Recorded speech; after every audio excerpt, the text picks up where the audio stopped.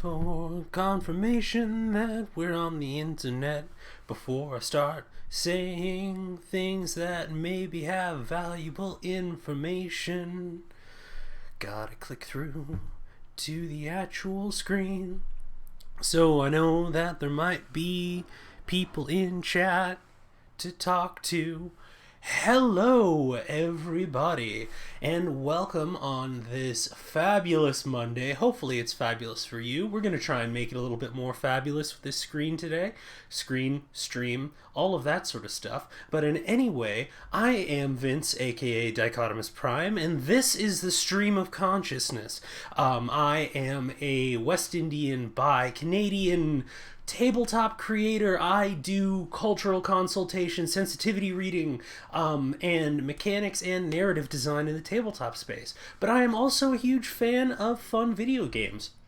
And one such video game that we have been looking into the past few weeks is Carrion, a very fun reverse horror game in which you play a Cronenberg, John Carpenter's The Thing-esque horrifying monstrosity with an abundance of mouths, tongues, and various different powers to take revenge on the military-industrial complex that created / imprisoned you, ?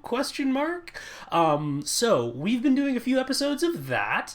As well, we are getting pretty close to the end of the game. I'm not in, at least I think so. All indications seem to be towards that. So if we happen to finish that today, I also have another very cool game that we'll be looking into. But I'm going to hold off on that. For now, what I am going to say is that there is a content warning for this game. If you are someone who is especially squeamish when it comes to pixelated blood, gore, and dismemberment, as well as any kind of body horror, this may not be, or at least the first half of this stream may not be your cup of tea. If you are a seasoned gorehound like myself, please, by all means, hang out, have a good time, and we will enjoy this together. But if you feel as though those things may make you uncomfortable, please have your own mental and emotional safety and comfort in mind, and make your decisions accordingly. 9, it is going all right. It is sparse over here right now, but I really cannot blame anyone, as this was one of those very late waking up days, and at some point I will learn how to promote streams properly, but today is not the day. But yeah, so, and also, you know, I got sick of the hair, so I finally got all of that chopped off. So now I don't have to deal with it for another couple of months. So yeah, no, there's, the pup, my housemate's, one of our dogs, has been having a real hard time with her ear recently. So basically what they've been doing is taking her to the vet earlier today. Apologies, hopefully she'll kind of calm down a little bit. But yeah, we'll address that later on if it becomes an issue. But yeah, poor pup has been having a real hard time because her ear's bothering her, and like, you know, it's add another thing as to how hard life is for everybody right now. But yeah, hopefully she's doing okay. But in either case, we will proceed forward. How are you doing this week? How are the things and the stuff? What's new? What's on your mind today? I know I'm excited to be kind of getting into the groove of streaming finally. There's kind of that, like, especially being someone who lives with ADHD. That's another thing I didn't mention in the intro for those people who are new here. I live with ADHD and depression, so that's a whole thing. Anything new and keeping it consistent is a very difficult thing for me. And it's a challenge for anybody, but, like, when it's still in the part of my brain where I have to try to make sure that, like, okay, I'm gonna do it on this day and I have to think about doing it and put effort into doing it, it's still very, very hard. And it's only when it shifts over into being a routine and I don't think about it that it gets a little bit easier. So I think I'm starting to reach that point, because I know for a lot of kind of newer things, there's that kind of nagging voice in the back of my head that says, you could put a tweet out right now and it's still probably early enough that if you said, y'all, I'm not really feeling like streaming today, so I'm going to put it off, no one would judge you. And, I have a lot of folks around my stream space and the internet space who are very cool and non-judgmental and understand that exhaustion and executive dysfunction is a thing, and they wouldn't. But there is kind of that rewarding aspect of just kind of going nope, you know what? I said I'm going to try and do this, and I really do want to try and give it the good, honest try, and try and make the best of it. So it's kind of being honest with yourself of being okay, I kind of don't feel like doing it today, but is it past that threshold where it's I can't, and it would be detrimental to my health for me to continue to push myself? Or is it one of those things where I kind of sort of feel like doing it, but it might just be okay, I don't want to go to the gym, but once I get to the gym and I get changed, I will feel like exercising, and I just need to get over that hump. And so far, it seems to be doing okay in that direction. Nova, hello, happy Monday to you, my friend. How are you doing today? I know we're dealing with a lot of different kinds of politics, and I'm hesitant to call it drama because drama makes it look like it's superficial sorts of things, whereas they are important. But yeah, it's rough. We're gonna try and have a little bit of respite from everything today, and hopefully we can add a little bit to everyone's experience. But yeah, it is sure a Monday. It absolutely is. This week has been a hell of a year. But yeah, it's real tough. Let's see. You know what? Oh, sometimes you have a hobby and you have to monetize it. Without jokes, though, figuring out what you want to do with your platform and whether you want to develop it professionally is tough. Yeah, and I mean, honestly, there's... And it's kind of strange because I don't know, who in the chat is neurotypical and who is neurodivergent in a number of different ways.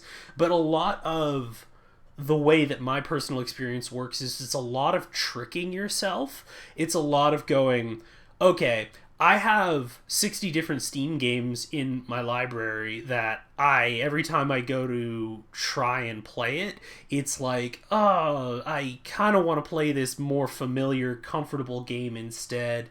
So I'm going to do that.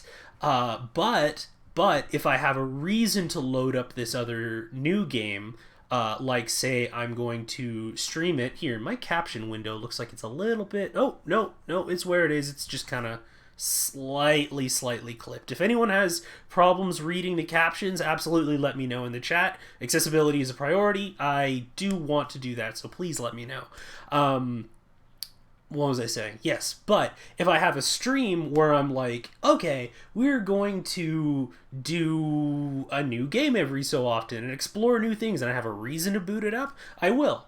And likewise, if I was only doing streaming, then I would find it even harder to do. But if I'm doing streaming as a part of an overall content thing over on Patreon, and I'm doing Patreon because of this overall goal, it's very beating the necklace and kind of jumping from project to project every time I just kind of get bored or irritated. So it's this very kind of Mr. Magoo following backwards into whatever it is that you want to do. So yeah, no, it's a whole big pile of spaghetti, and it's tough to navigate sometimes. I'm doing alrighty. Plains of Providence earlier was fun. Thinking about playing some Star Renegades. I have not checked that out. I have heard, I have heard Casey Explosion, who, by the way, is also one of the people who recommended Shipbreaker to me today. I've heard her, I've heard Pleasantly Twisted, I've heard Anorian Game Dad talk about how great it is. It's one of those things where I'm adding it to the queue. It's a very, very long queue of games that I haven't gotten to yet, but it is being added to the queue. It's just kind of those, oh man, that's, the best way to put captions on your stuff is 2 to 3 lines of text, no more, 32 characters per line max, either top or center, whatever, it doesn't cover anything. So it's really interesting you say that, Nova, and I'm curious to get more people's feedback on this, because I have heard that, and that has been the standard, but also I talk so fast and so much that I'm worried that if it was only a couple of lines, that I would just blitz past it so quickly that it just would lose whatever context of what it is that I was talking about. But I mean, if I'm definitely open to changing it, but that was a concern because I am a verbose person, just by virtue of who I am and how my brain works. But yeah, I'm definitely open to modifying that. Let's see. It's harder with improvised content, though, with the occasional ums and uhs. So, 9, I believe, Web Captioner is pretty cool. It doesn't really pick up the verbal. I don't know if tics is the correct word or if that's problematic. But it doesn't pick up the filler words. So, ums and whatnot are not something of a concern with this particular program. It might be for something else. But yeah, if Web Captioner had proper punctuation, if you could set a delay for it. Yeah, that's exactly it. And I mean, we've been having a number of different issues with kind of approaching Web Captioner, though this individual does do it as just them doing it on their own, and that's super impressive. But kind of difficulty approaching with issues with how certain things work. But yeah, no, it is kind of one of those things of, hey, look, it's the freeware thing. Is it super great? It's the best one we have. So I'm definitely going to be paying attention to concerns for presentation and accessibility. But it's also like, I am an ever-flowing fountain of words, so I definitely wanted to keep that in mind so that our deaf and hard of hearing people, or no, wait, sorry. Yes, deaf and hard of hearing viewers would be able to keep up with my constantly flowing stream of consciousness, which is, I have named this stream thus for a very good reason. But yeah, so I will keep that in mind. But I will say for now, I'm going to switch over to Carrion, and we're going to put our handy-dandy water bottle right over here. So for everyone at home, please check your posture, take your meds, hydrate, take care of yourself, get up, stretch whenever you need to. If you want to just lurk and work on other things, that is totally okay. I am totally fine if y'all just want to hang out and chat. But then also, if you have thoughts on the game and whatnot, please by all means talk, and I will check in on chat in periodic intervals, and we'll have a good time. All right, let's see how far we are from the end of this. Oh my goodness, it sure as heck is allergy season. So, all right, so I just cleared out a whole bunker, so I need to figure out where I'm going to go next, because I went through, yeah, and I busted up all of this. So I believe there should be a door somewhere that is available to me that was not available before. And do I have energy? I do have energy. Oh, I can pick up my mask though. Oh my goodness. And apologies for the sniffs. I have, the antihistamines are hopefully currently winding their way through my system in hopes that we will soon not have to deal with that stuff. Oh, what's up here? Okay, so I've been through here. That's a one way. So I gotta think that this is the end of the game. Or close to it. Right, so. And yeah, I already went through there. Oh. Is that a Lost reference? Oh my goodness. I just got, yeah, that's definitely a Lost reference. Oh my goodness. The bunker has been destroyed. Alright. Am I free? Am I a free blob now?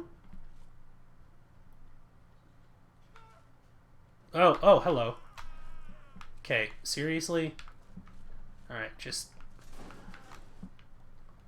Listen, folks, I'm not even hungry right now, so could you not? Oh, I am way too large. Please, I just want to go in the hallway. Just let me go in the hallway. Please, please. Alright, well...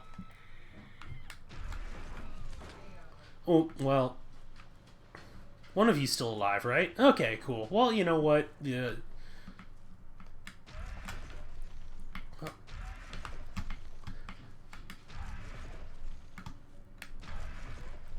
Oh, can I not break this?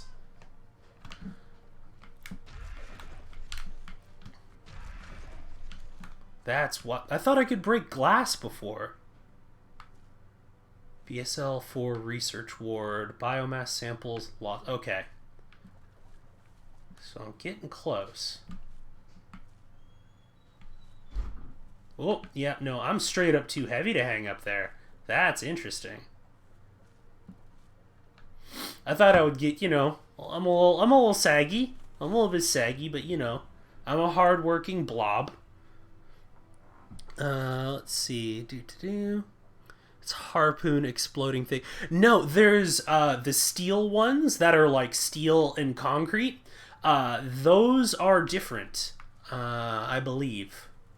Because there was another one that I rammed through in that same area. Okay. Wait a minute.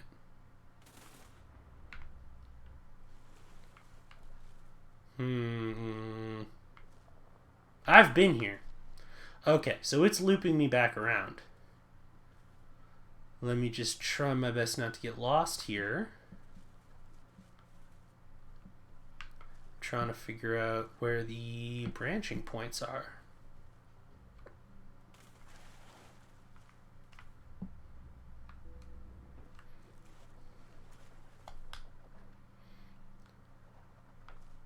Okay, I have been here. This is way early on in the game.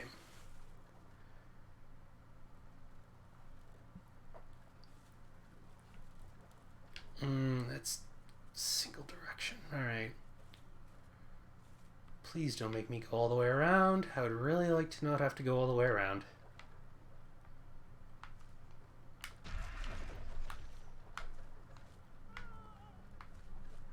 Oh, wait, I didn't even notice that there was a door there. Hi, friends. Don't mind me. Oh, is it just a completion thing now?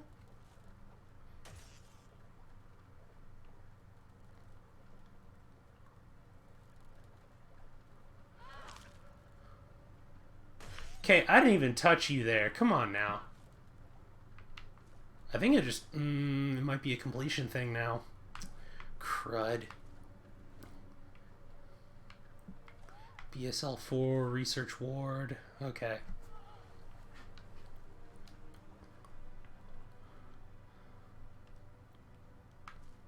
Okay.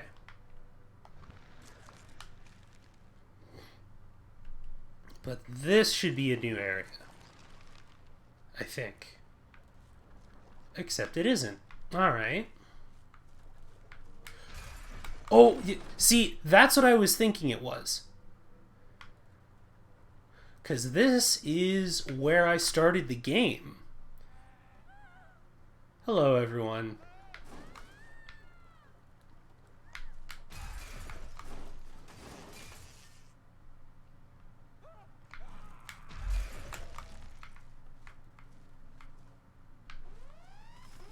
Uh-oh.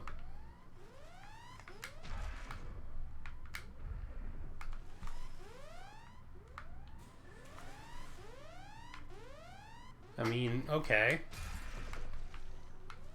But I can't... I can only do it from one side? Interesting. Okay. Listen, I don't even... Yeah.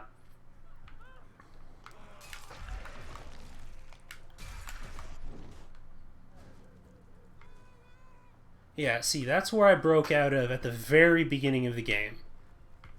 Because, yeah, no. Yeah, and that's where I escaped from. Alright.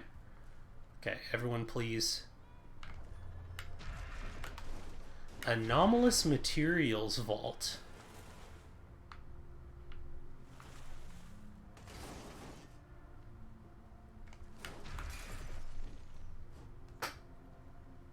Hello. Oh, hi.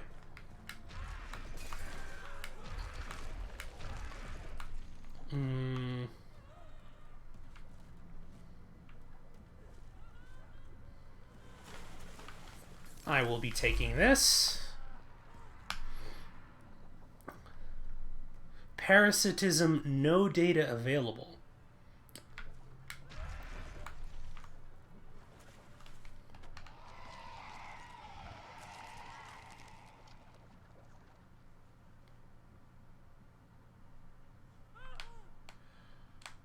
I thought I could already do this. I thought I could already get into someone. Yeah, don't worry about it. It's all good.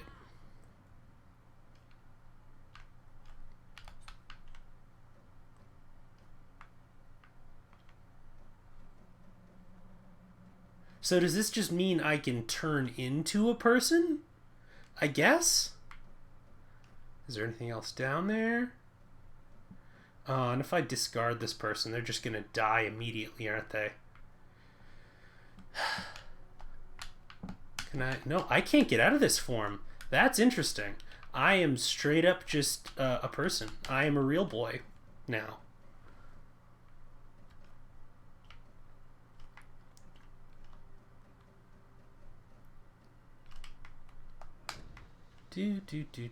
What's back over here?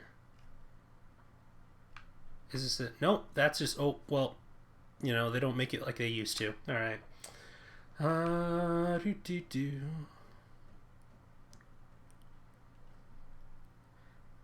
However, it's... Yeah, I can become a person, but it looks like it's a one-way trip. Because, yeah. I'm just, But, okay. But I can't squeeze through doors. This is just an open doorway, but my puny human hands are incapable of navigating this now. So that's interesting.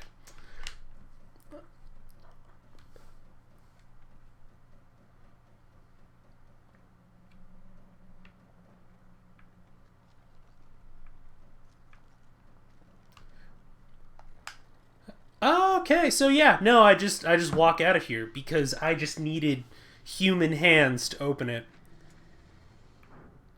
Yeah.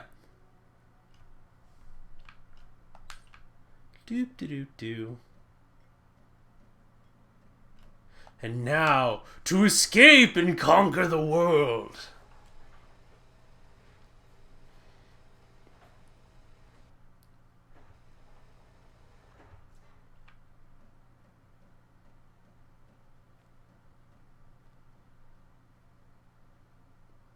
Well, yeah, I'm in Chernobyl apparently. And there, wow, we were right at the end. Okay. And now, the Carrion could be anyone, even you. So, that, I didn't think we were that close to the end, but apparently we were. Yeah, I mean, I might do some file cleanup on my own because there doesn't seem to be a whole lot left, and I don't want to have a whole stream of everyone just kind of watching me get lost through 100 different tunnels. But yeah, no, that's I guess it's just kind of Carrion tried this before when it first got discovered, but the photo drone made people aware of it, and it got smushed into a jar. Yeah, no, there was that first kind of section in the flashbacks where, I guess spoilers, you kind of got spotted going into the helicopter. So it's like, really, what Carrion is that I'm getting is it's a Pinocchio remake, to where instead of an adorable wooden boy, that was created by an adorably stereotypical Italian toy maker. And don't you lie, Pinocchio. But instead of this, you are a horrifying meat monster. But really, the goal is the same. All that the Carrion wants to do is to be a real boy. And really, is the fact that don't we all want a body that reflects who we are inside? Really, it's just a very sympathetic protagonist. And yeah, I liked that game a lot. I liked it a lot. And there were a lot of places where it could have fallen under common kind of pitfalls for games of this kind. Most notably boss fights.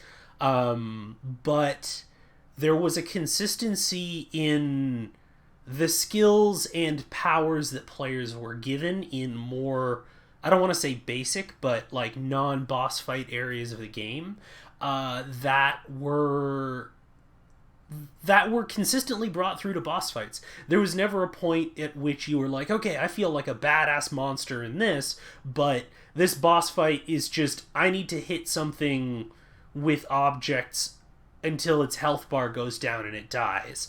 And just kind of one of those really annoying, like, hey, look, it's a damage sponge. Woo.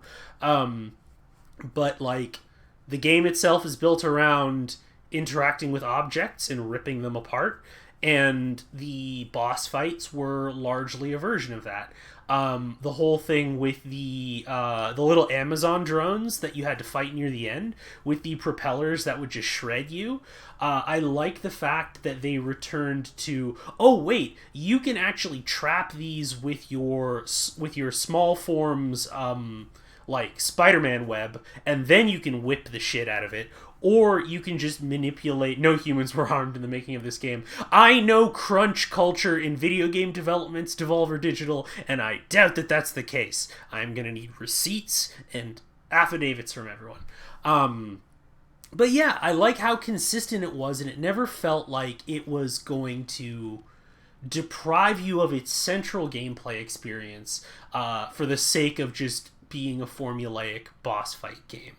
But yeah, I got that for a little over $20 on Steam. I'd say that was well worth my money, to be 100% honest. Yeah, here. You know what? They caught me off guard for how soon we got over that. But let's, you know what I'm gonna do? I am gonna do a quick retweet to make sure that people are aware, because we got through that game super quickly. Boop doop doop doop, and we're gonna let people know that the less gore inclined of us are now switching over to Hardspace Shipbreaker. Carrion is concluded sooner than expected, so the less gore inclined can uncover their eyes and join us for the space wonders and capitalistic horrors that await us in Hardspace Shipbreaker. And retweet. Alright, cool. So, I'm gonna flip over to that. I've never actually attempted to play two different things at once. But we'll see what happens with that. Because there was some weird things with trying to capture this in my tech setup today. So we're gonna see how it gets along with this. Let me just check my properties as we switch over. A speedrun channel. Oh my goodness, no. Oh my goodness, no. I most definitely am not. For that, you will have to go over to Mixtalvo and Pleasantly Twisted, who are much, much more that type of game. I am the go through and just absorb every detail. Which reminds me, I was going to say, the whole military institution thing reminds me, I kind of want to do a control playthrough in this as a let's play, because good lord do I love that game, and also we got some really cool DLC recently. But let me just switch over here to... Oh, nope, that's not what I wanted. Okay, and we are going to just do a quick little exit out of Carrion so we can pop over to Hardspace Shipbreaker. So, this is a really cool game. Well, you know what? I do my best to not play games that are not super, super cool. But the concept for this, a lot of it is explained in the opening crawl when you're just making a profile. Yeah, no. Really enjoy the Sekiro session. Yeah, no, Pleasantly Twisted is quality people. She's awesome. I am very much a I don't stan people sort of thing, and I have a very trust but verify mindset towards personalities in the internet space, because I think that a lot of the time folks will, you know, through parasocial relationships, kind of overestimate how well they know someone. So if something comes up to where someone is problematic or does something that needs to be addressed, a lot of folks feel super, super overly invested in people. And I try to keep that to a minimum. Nessa, Pleasantly Twisted, is one of the few people whom I know who I trust very strongly. She has very great strength of character, and a great generosity, and I very much encourage anyone who is not already subbed to her channel and supporting her to absolutely do so, because she's more... I wish more people were like her in our space, both in terms of dealing with problems directly when they need to come up, having hard conversations, and just generally being an exemplary human being. I'll be 100% honest about that. So, anyways, let's let's see. Are you hyped for? I am enjoying the.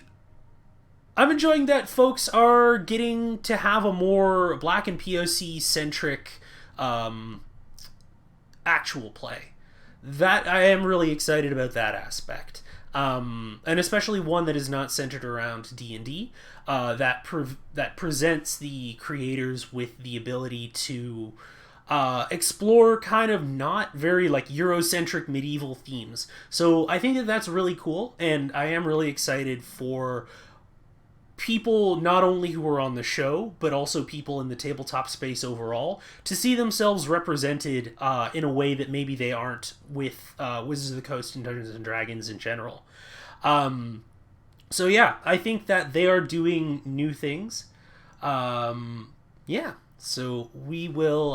and updating my game category. That is an excellent idea, Nova.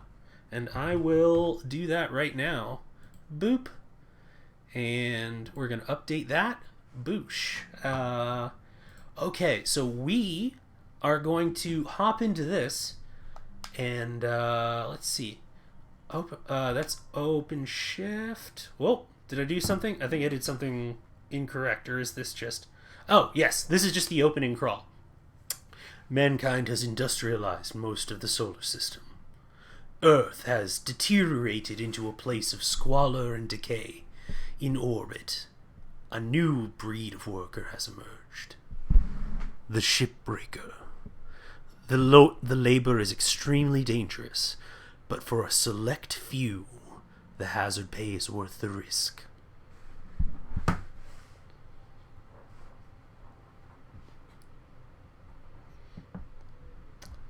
I love this intro, by the way. Pave the way to the Galaxy program. Update on your application status. Congratulations, citizen LF291180S. Congratulations on acceptance into the Links Pave the Way to the Galaxy program. From over 124.8 million applicants, you were chosen based on above average / exceptional physical and cognitive ability. Participation in this program can be lucrative and rewarding, depending on a willingness to follow the vision and processes of the Lynx Corporation. God, I created a profile when I was doing just like the tech check before this stream. And I wanted to go through this because of how much they nail the like corporate bullshit speak.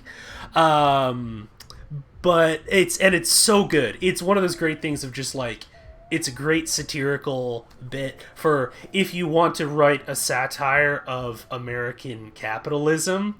This is a really good example. Anyways, you have been assigned to Salvage Station number 42, designation Morrigan. This station currently has no additional personnel, but if you are able to demonstrate the ability to build and grow a profitable operation, a number of exciting opportunities await you. Remember, employment in the Pave the Way to the Galaxy program is at the sole discretion of the Lynx Corporation and can be revoked at any time. Acts of insubordination or malice will not be tolerated. On receipt of your electronic signature, a shuttle will be deployed immediately to your current location to deliver you to your post. Training will commence immediately on your arrival. Finalize your info on the following pages to confirm employment. And sure. This is awesome. Select Revival Package. We proudly offer our Body and Mind Revival Program, TM, to new employees. Below are the details of your selected Revival Package. Terran Health Board Advisory. Cloning has a 0.02 chance of DNA corruption. Oh my goodness. I have a feeling it's less like and more exactly. Yeah, pretty much. Clones, unlimited. Clone fee. 150,000 credits. So, you know, that's how they get you, is the nickel and dime fee. And then we have like a more masculine coded voice and a more feminine coded voice. Orientation preference. And then just controls, meal preference. Can someone, because I looked through this earlier and I don't know what this means. Profanity or anti-corporate slang / jargon is not accepted. Watch me, bitch. Yeah, and then they immediately combust your suit. Can someone tell me what an entomotarian is? Because I do not know. Oh my goodness. Also, can we get a look that plastic free is separate from any of the other options? I just like the subtle kind of satire here. I love it. It's so sassy and I adore it. Anyways, I'm an entomotarian. I may come to regret this. Okay. I got a proper lol out of this. I have no criminal record in the Terran or Martian zones. A record in the Jovian, we'll find out, I guess. A record in the Jovian frontier is acceptable. I am not a member of, and never have associated with, a workers' union or other labor interest. I have completed my annual medical exam and have been cleared of having McCullough's lung. I have no commercial or real estate interests on Luna, in the asteroid belt, or in the nation state of Arizona. I will bring positive attitude and problem-solving mindset to work every day. I understand and accept the health risks associated with long-term exposure to a van der Waal field. Those of you who don't know what a van der Waal field is, go look it up. It's an actual thing. I believe that it is like an electromagnetic radiation field that will quite literally like cook your organs. Like astronauts can only spend a certain amount of time in space before they return, and part of that is both the words. Both the deterioration of their muscle and bone density due to the lack of gravity, which is partially mediated by them having rigorous exercise programs while on a space station, but also because of the effects of radiation poisoning. So that's a nice little touch. And also, I will vote for Chancellor Chun Zhang, I probably still mispronounced that, in the Pan American Senate election. Yeah, that's such a cool and involved way to deliver exposition. Right? I love this. Like, this, in the midst of 2 or 3 pages of text, I already have so many questions about the world in which this game takes place, and I have all of these little clues and information to direct me. This is really clever, and it already sent me off in a direction that I'm going to really enjoy, hopefully. So yeah. Oh, wait, no, next, and can we, yep. Okay, because we are good employees, or good, like, informed consumers, and we're going to take a look at this. The text is super small, so you're probably not going to be able to see it. But I will read out the more interesting parts of the terms and conditions part. Let's see.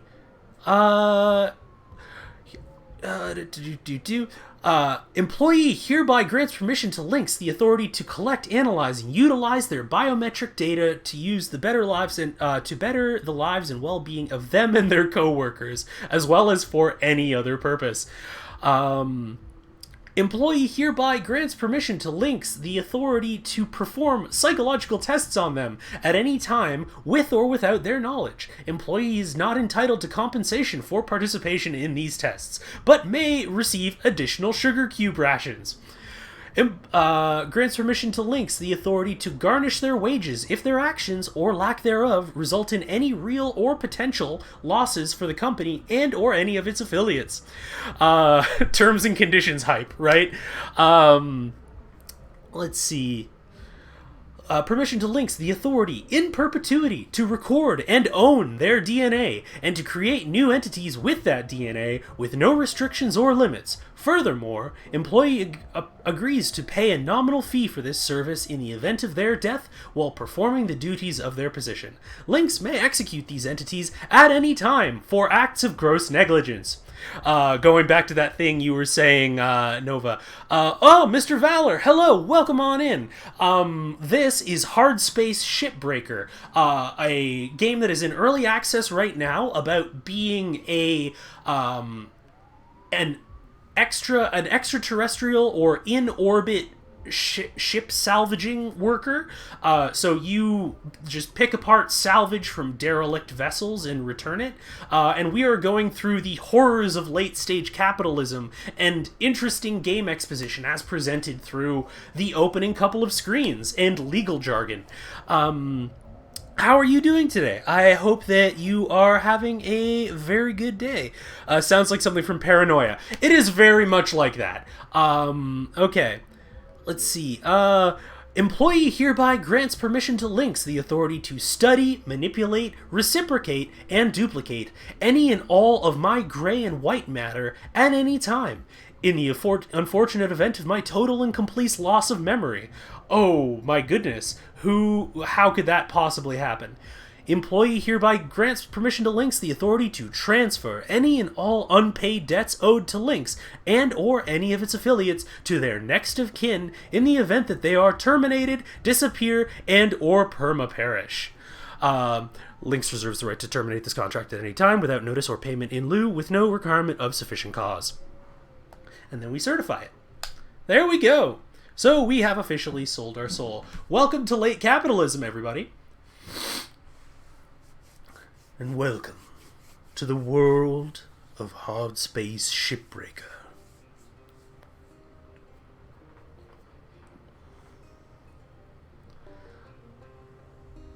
I also really like the blue collar country kind of twangy song and aesthetic this game has.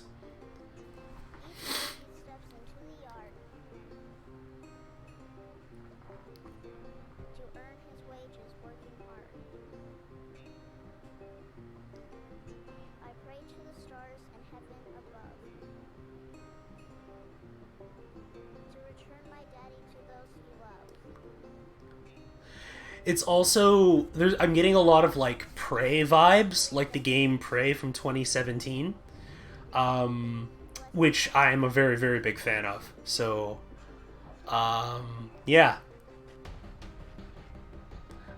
I really like just the. This is a very Alien, like the Ridley Scott movie Alien. These are space truckers. These are welders, and just yeah, I dig this a lot. I dig this a lot, a lot.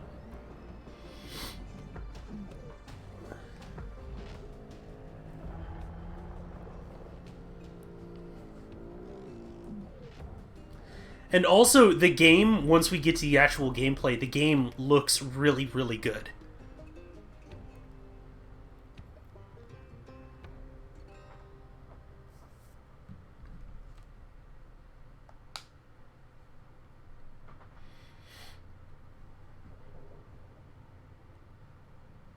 Nearly all traditional forms of farming and food production have been entirely replaced by vast algae and insect production.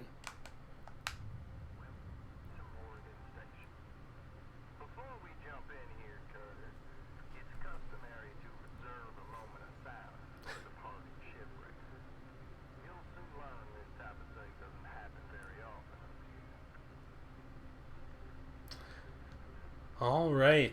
So already a good sign. We have the guy on the phone from Five Nights at Freddy's, basically.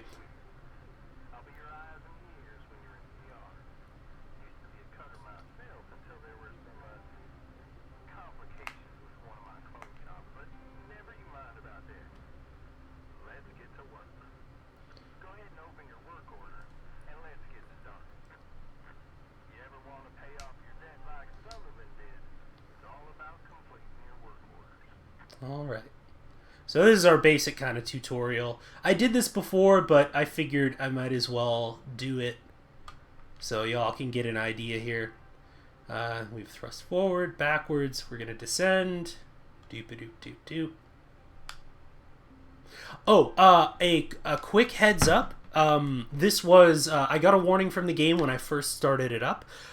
It does warn of the occasional flashing lights and things like that. If you do happen to have photosensitive epilepsy, I will try and keep ahead of anything that happens there. But that is a warning. I do want to give folks ahead of time before we get to any parts, just so that everybody can also look in, like, take care of themselves accordingly. Also, take a look at the top right hand corner. God, this is way, way too... oh, big lag. Big lag. Okay. Oh my goodness. So, is my internet okay? What's going on here? Why is there a lag spike? Okay, let's do. Are we caught up? Okay. Let me just try and adjust a couple things here. Okay. Let's see. So what are we going to do? We are going to... Wow. Yeah, no. Is it totally frozen? My goodness. All right. So let me go through a couple of different settings here and see if we can streamline this a bit.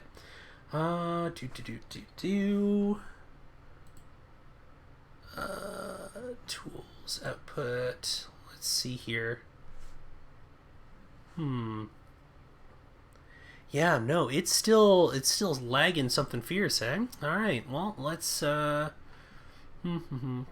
I view scene selection? Because yeah, no, I don't want to have you folks having to look at just a couple of these frames per second here. That's really irritating. Let's see here. Yeah, video is a slideshow. Right now I am blanking. Nova, if you have any suggestions in chat right now for settings that might smooth this out a little bit. Let's see here. Server, output, video.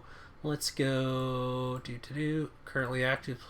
Okay, so let's go to Fidelity problem could be weird for games like that. Yeah, I am definitely finding that right now. So let me see if there's something in the game's actual settings that I can... Video resolution.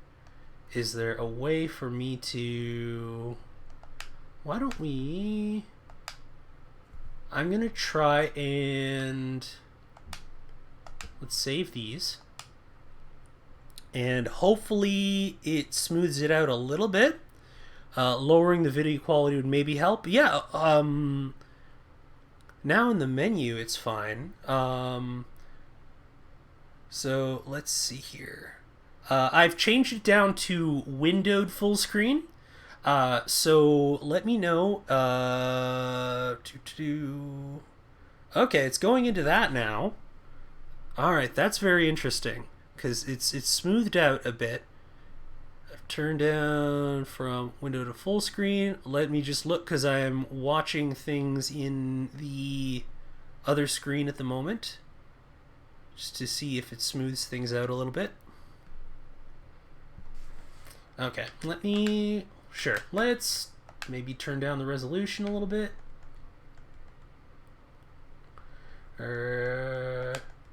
Let's try medium.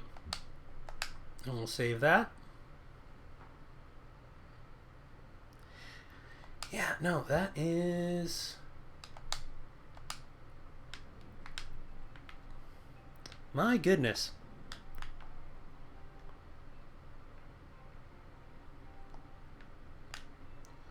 So I am...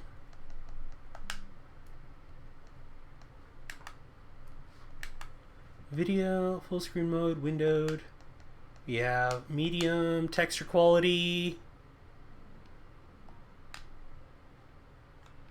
It affects the whole stream, including camera and everything, not just the game. Yeah, no, I'm not entirely sure what the situation is with that, or if that might be an issue with OBS.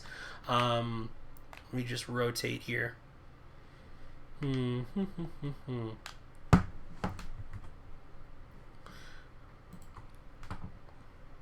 Because, yeah, no, when I'm looking at it in OBS, it's coming out smooth on that end. So I'm not entirely sure what the situation is on the other end of things. Yeah, no, I'm not dropping any frames, honestly. I'm just floating through space aimlessly at the moment, looking at the screen. Like, I can actually play directly from OBS, and it is coming through plenty clear. I could technically even just play through here. So yeah, that is very strange. Oh, great. So we have, yeah, no, we are gonna just lock that person out. Can I...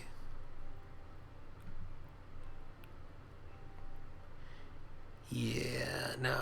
That's a spam bot. That's not cool. Oh my goodness.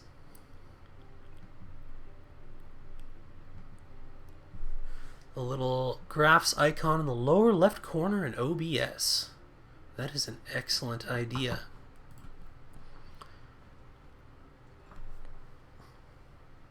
Oh, wait. That's interesting. Okay. So, yeah, now it's fine. This is a very strange phenomenon, but it's, alright, cool. I guess, no, I did not tab out of the game. Honestly, I've just been sitting here. Yeah, no, everything is apparently fine now. Okay, cool. We still have the same problem. Yeah, no, it's, I don't know if we got an internet hiccup specifically where I am. But yeah, no, I have no real idea what that was.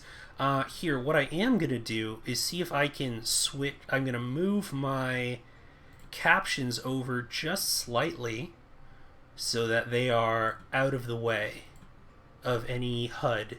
Okay, so, gonna ascend. Doop-a-doop-doop-doop. Early access problems. Yeah, technology is magic, and like that weird occult magic that turns you inside out if you do it incorrectly. So yeah, so we're going to break. So I'm just gonna. So this is interesting because it just straight up. Whoop. Oh, so I have to. That's unclear. So. Okay, I'm just gonna wait for like Willie Nelson here to stop talking.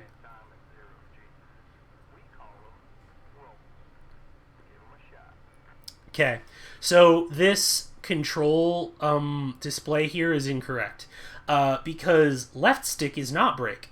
Left and right stick at the exact same time is break. As it says here, left stick is roll left, and right stick is roll right. So, you know, something for them to update in future builds.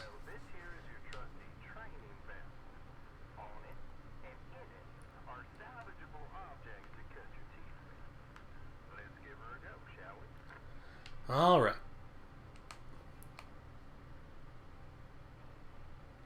Yeah, I see myself whiling away a lot of hours in this game, if I'm honest. No, come on, come back here. Okay. And I'm just going to send that down there. Boop.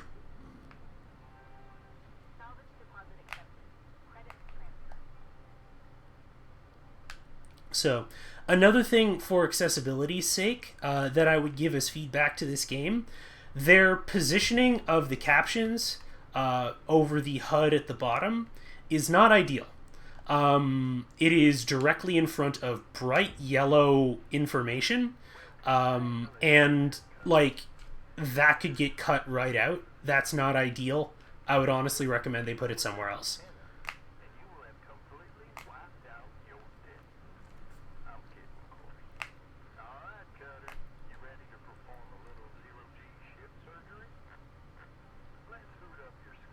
Dropped frames usually means your internet can't keep up with your bit rate or something is bottlenecked, so if you just dropped a lot of frames, that'll be a reason. Yeah, we'll definitely have to have a talk, because this is very strange. Activate the scanner, so we're going to hit Y and do that.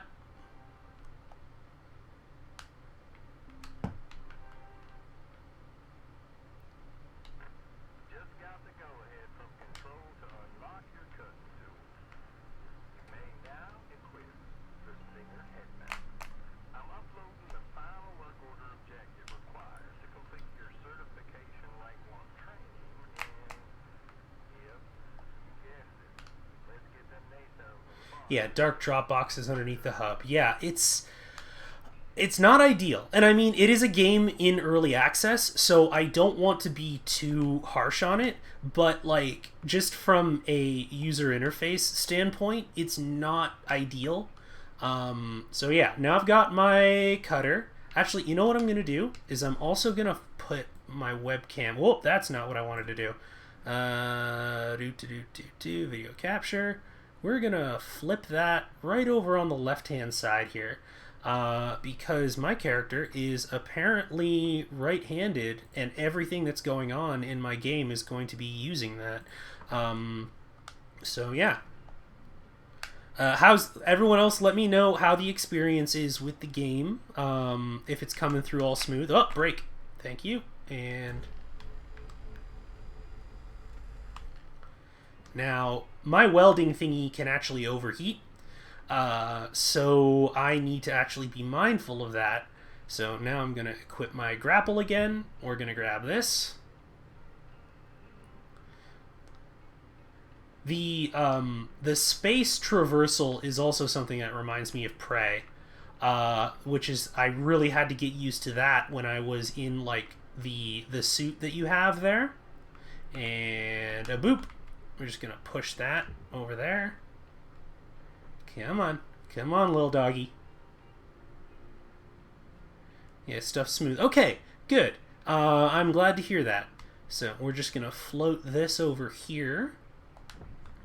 And we're going to send it on down to the salvage. And yeah, no, this, the space suit sections of Prey were actually some of my favorites. Um, because, well, and not only eyes to hurt, but also just like, we want the game to be accessible. Um, as I am fond of, whoop, no, I've got myself all turned around. As I'm fond of quoting from Human Houseplant on Twitter, criticism is an act of love. And I like a lot of the qualities in this game. So any kind of feedback that I give on that level, I wouldn't be playing it if I didn't think that this was a game that I wanted to succeed and I wanted people to play. Whoop, break. And we're just going to thrust forward. And we're going to cut this. And nope, not yet.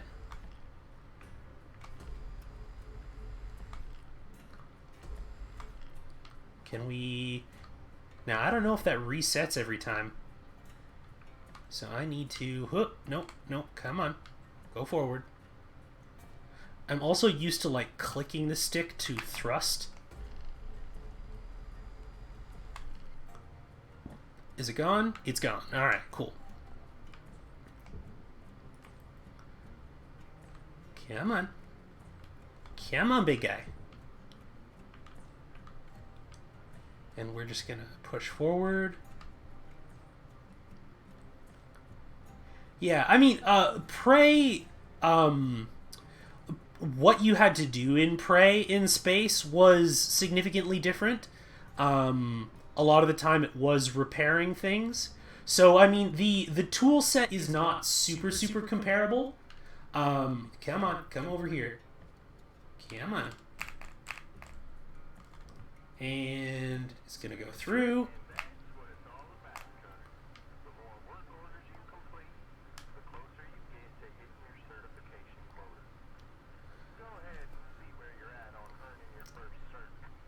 It's more, there's a sense of scale. There's a sense of size and there's a sense of scale with respect to space in Prey. Like, it was completely silent. And just because you were on the outside of the space station, but you could just float off into space, and there was this sense of space as just this yawning abyss that is simultaneously super quiet and peaceful and beautiful, and that is so vast that it could completely consume you. And it gives very much the same feeling as the vastness of the ocean, which I should also mention I'm a big fan of Subnautica. But yeah, so let's see. So view certification quotas. Cool. So I need to... That's my work order. And where's my... Is this covering up all of the menu?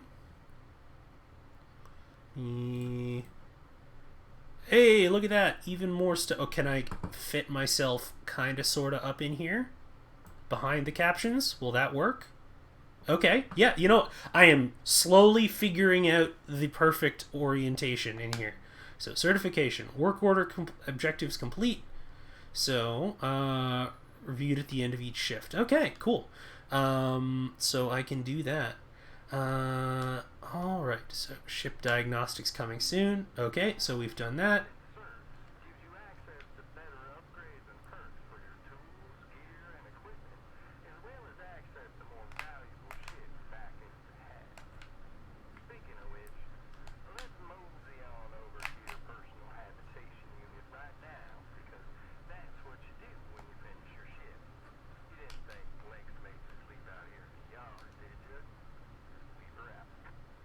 Okay, so press F, or is there seriously not like a...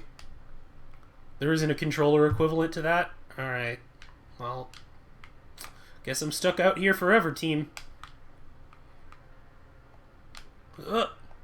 Hit.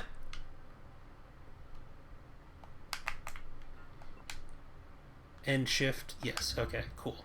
So, they don't have an additional controller input there because I pressed X and I was able to go through. But they haven't added that to the game yet. So, there you go. Let's see. Quoted, continue, basic certification, new rank 2, able to continue. Modular laser cutter upgrades unlocked, ship 1 certification classification. There's, yeah, no.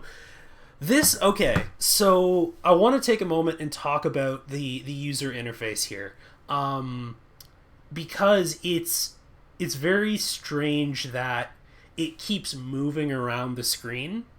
Um, because while in play, the majority of the stimulus and the things you need to pay attention to are on the top and maybe like the right hand and bottom side. So now it's kind of expected that it's over there. But then in the menu screen, there's all of these other things that are separate.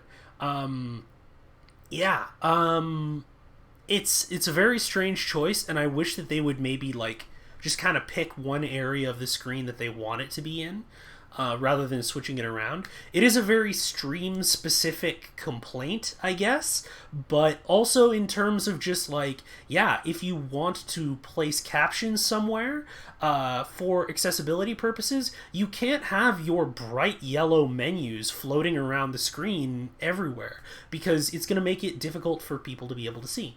So yeah, that's just my thoughts on that. Um, Oh, Subnautica is super fun. Can't wait for Below Zero to release properly. It's the scariest non-horror game I've ever played. Yeah, no, I have this whole thing where jump scares are not super fun to me, but suspense, like they're scary. Don't get me wrong, and I don't have a real big I don't have a big hate on for jump scares the way that a lot of horror people do. I think that they're necessary. They are a release of tension. But I personally don't enjoy them. Um, and Subnautica has this ability to generate tension from vastness that few other games I know are able to do.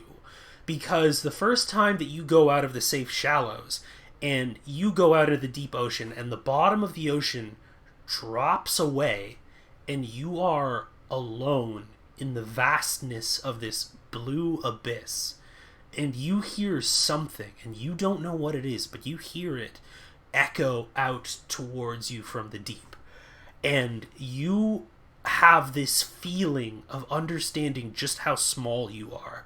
And that is a very human and a very deeply seated evolutionary fear that is just so deep in the human psyche that it is so good at that.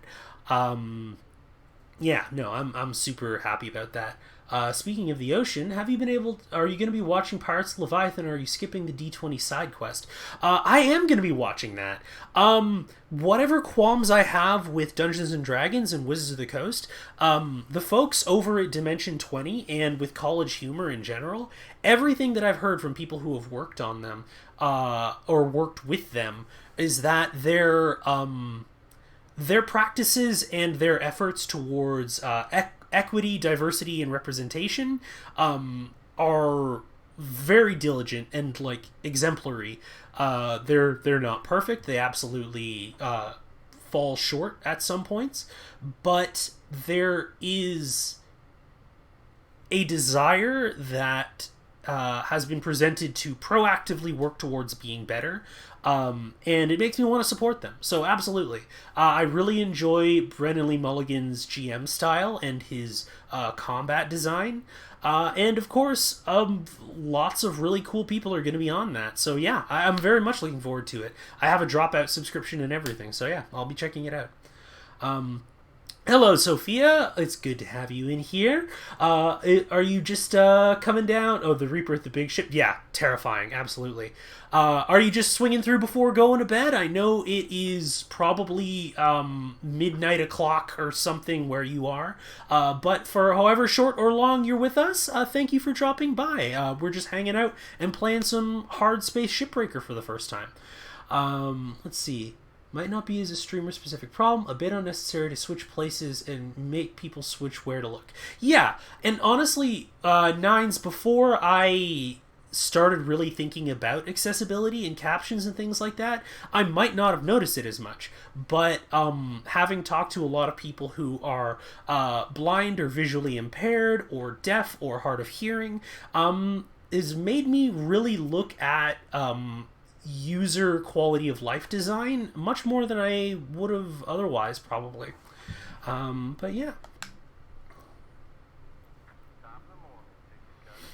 Minimum payments are due. Oh, God. Okay. Well, that information is now gone. And the information is now moved again. Alright. Alright.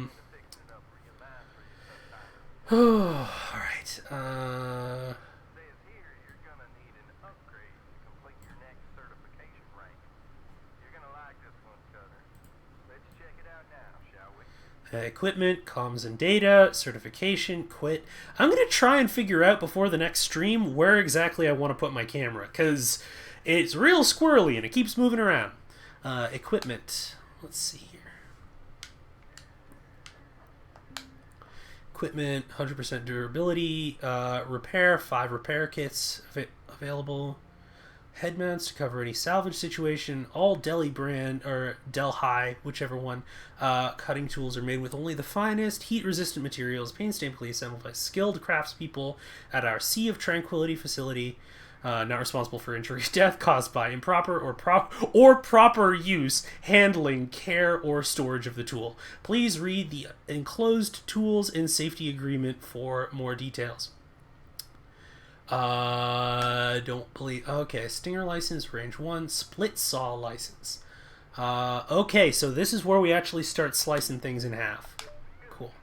Now let's get back to the yard so you can try this sucker out. Okay. And is it in need of repair? Nope. Okay.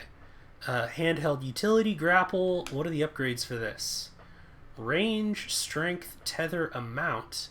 Operational cap of the tether system for more simultaneous. Ooh, okay.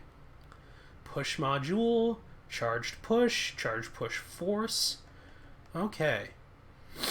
Interesting. License your own grapple. Eliminate the rental fee and become the envy of all shipbreakers. And how expensive is that? That seems very expensive. This feels very iHunt. Like if you've seen Olivia Hill's tabletop game iHunt that she's made, this is very much as much about being in the throes of capitalism as it is being in space. And I kind of dig that, I'm not gonna lie. Alright, so let's just... They have thrusters, cross-spectrum scanner, helmet, what do we get? Capacity, larger oxygen tank, atmosphere pump filter subsystem, gradual replenishment. Okay, and then all of these are just eliminating costs. Work suit integrity, heat resistance, cryo resistance, electrical resistance, audio resynth, being able to hear in space. Interesting. Okay. So I do like something that I'm observing here. Something that I do like is that it does seem like they are taking the hint from Subnautica to, like, I don't really see a whole lot of things that seem like super combat relevant, so it does tell me that we are really going to get into the puzzle / traversal aspects of gameplay, which has me excited. I'm interested. Let's see, we have start shift, comms. Oh, wait, no, I didn't want to do that. Alright, cool. Well, let me just float this camera back up here so that I can go back into it. There we are.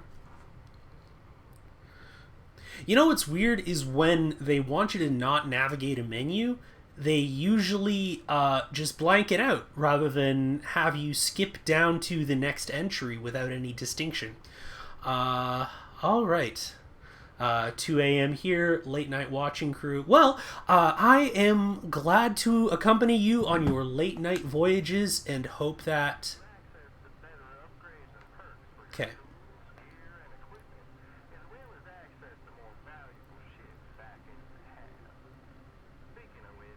Are you serious? Okay, yeah, sure. Yeah, we're gonna go through and we're gonna just do that again, because apparently it didn't save it. Alright, awesome. Apologies, everyone. Yeah, no, I'm aware. Thank you. Good morning. Yep. Equipment.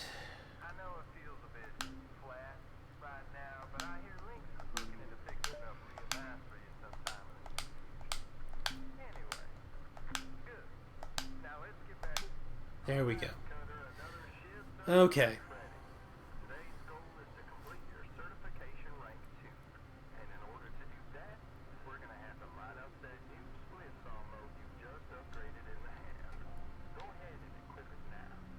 Okay.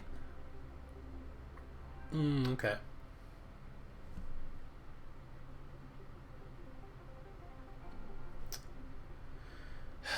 Oh my goodness. All right. So, oh, new work order, right. Rotate cut angle. So how do I would, no, LT. Okay. Okay.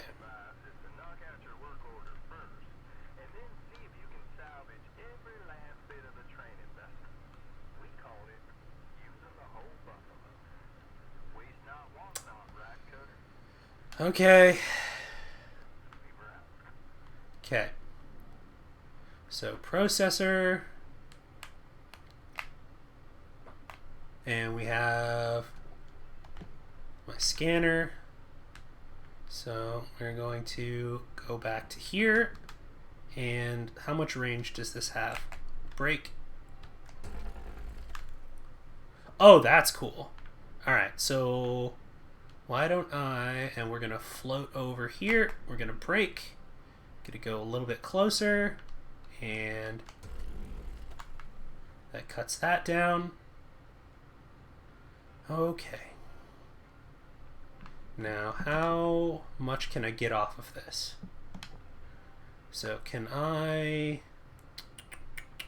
Now, is it better if I use this or the other head? No? Okay, interesting.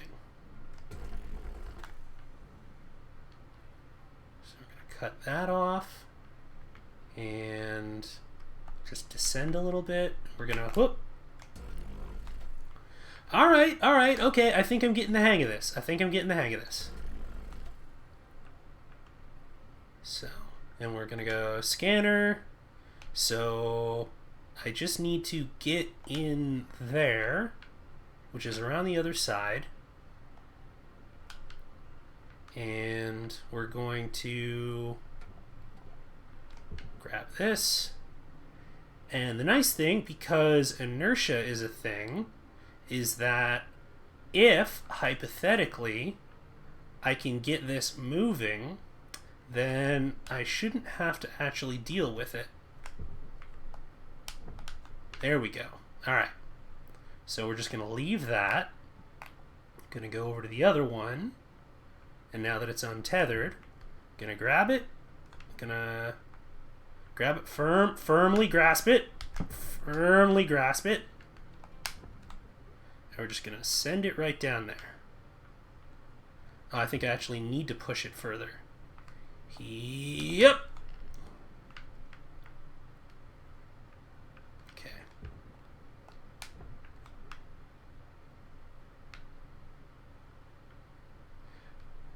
What's inertia? Yeah.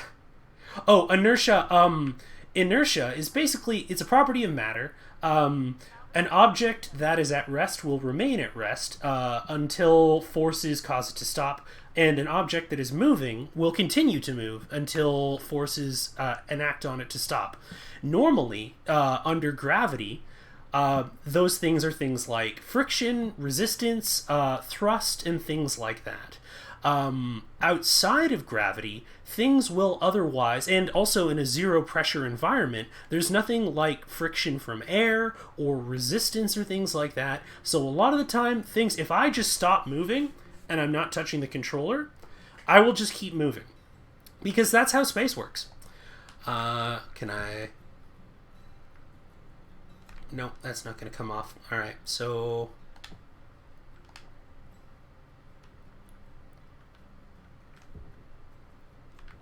Now, what keeps these on?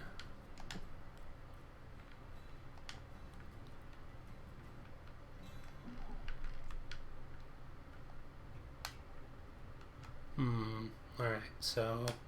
Oh, wait, I can cut through part of this, it looks like, because my reticule went red. Sweet! Okay, okay, okay, okay. Now I'm excited. Now I'm excited. Alright, so we do that. And then we... Oh, I think I'm going to have fun with this game. We're going to do this. And going to flip it one more time. Come on. We're going to ascend just a little bit. And... I think I missed it a little bit. I'm not sure. Interesting. Okay. Okay, okay, okay. I feel like I will have a better time if I am playing this off stream, which I absolutely will, because it will be, it seems like a very zen game. Let me just descend a little bit. Okay, now, let's see if my theory is correct.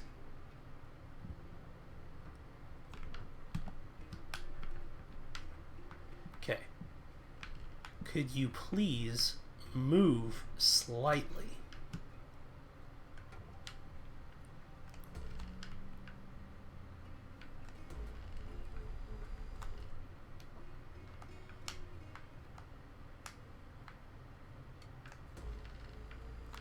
Ooh, do I have to burn the whole thing?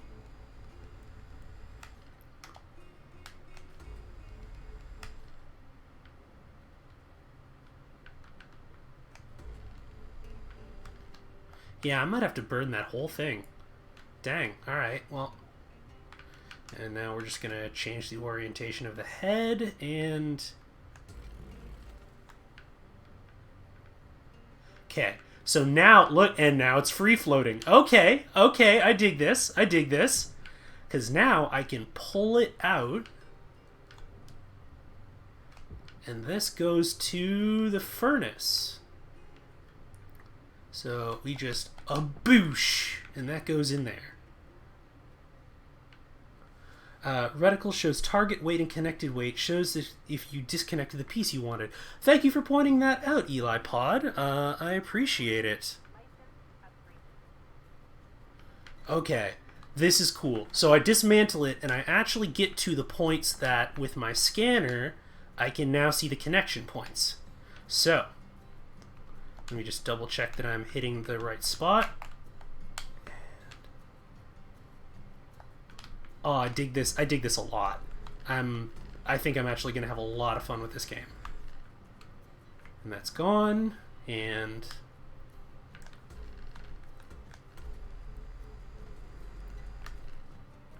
okay. And...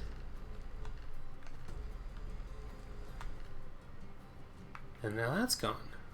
Okay.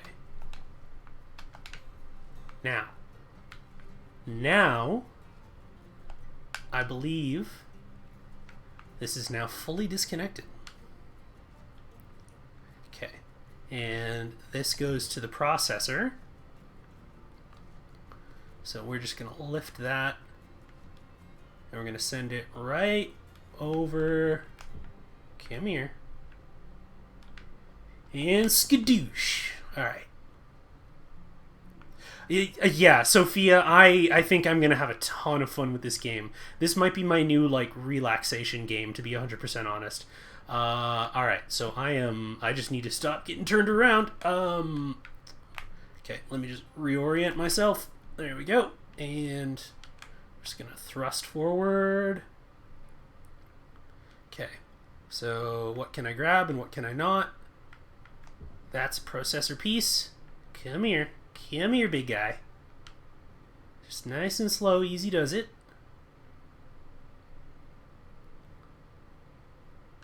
And doop-a-doop-doop-doop. So there's more specifics about... oh, break. There's more specifics about what I need to salvage. Just like material parts and things like that.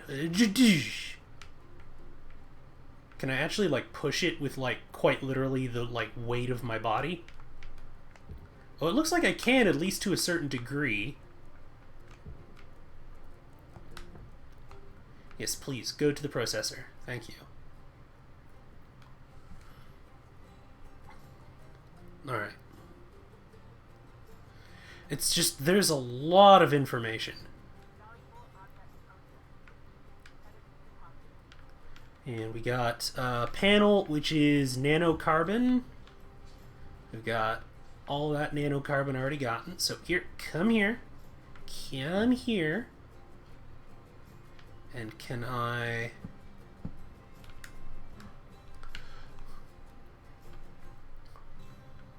Oh, is that actually pushing it with my hand? Let me see.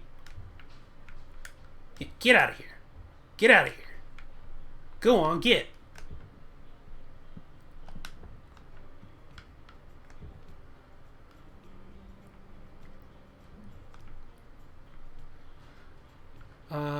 Fire don't have those colors in cohesive.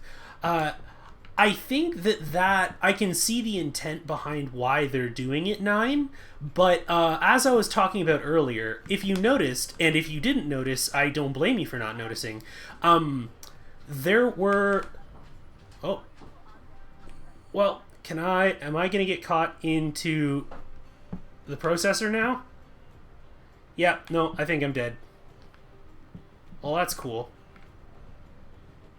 Oh, wow. That is interesting. I now know that. Okay, cool. That has a gravitational pull and I can be sucked into it. Good to know. Hand grabs and then you can push with thrusters. So, back to your comment, 9. I see why they're doing it, but if you didn't notice, there are subtitles for my tutorial person who were over the bright yellow overlay on the bottom, and it's actually quite difficult to see. It's not super great. So I see why they're doing it from an aesthetics point of view, but at the same time I feel as though it could maybe be refined, whether in positioning for the purposes of user quality of life. Let's see. Do I have anything else that I need to get? Oh, wait. Do I actually pick that up? It looks like there is a crate of some kind in there. Okay. Okay, that's just like hollow.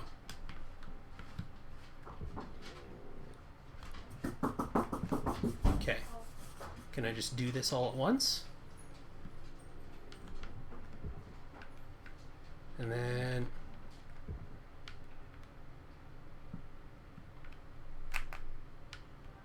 we're going to thrust forward. We're going to descend a little bit. Oh my goodness. If you have like directional like disabilities or anything like that, I can see how this game might be a little bit challenging. And just let me get towards it. This might actually be too heavy to move right now. Okay. Let me boop. That's not the right one. There's the right one. And now I just need to put a different cutter head on it. And we're just going to float down. And we're going to brake. And I'm just going to rotate. Nope, just first rotate slightly. And boop. And I'm just going to move over here. And like my head is tilting to try and keep up with the directional axis. And there we go. And we're going to... Now, was it rotating left trigger? And I'm just going to go up and brake. Up maybe slightly more. Firmly grasp it. There we go. And yeah, just like that's the thing, right? Is I don't blame anyone who didn't see those subtitles at all because they were hidden directly behind the menu. Okay. And now we're going to switch back to the grapple. Come to me. Come to me, thing for furnace. it says that you should be disconnected. So, yep.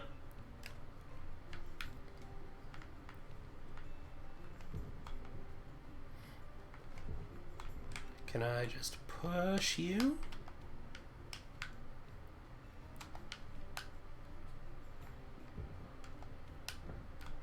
Nope. Okay. Alright, yeah. No, the Newton's laws are in full effect, ladies and gentlemen. Ugh. Okay, so did I not get, like... it's a little bit finicky. Alright.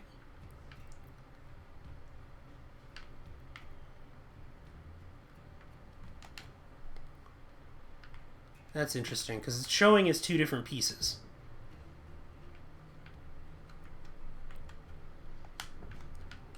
And it's too heavy to move right now. Do you want parallel lines than suffer in the space void? Yeah, that's where I'm getting right now, is it's just like, okay, so I want to... Like, yeah, I can see the clear delineation between the parts on this panel right now, but it is not coming off. So, it's furnace, furnace, furnace. Oh, processor? What did I... Barge. Okay. Where's the barge? Deposit where? Okay, so... Skadoosh. That goes down there.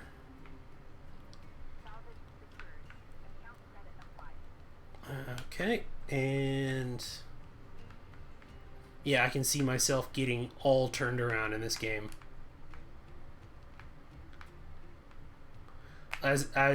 For instance, I only just noticed that I am upside down. Okay.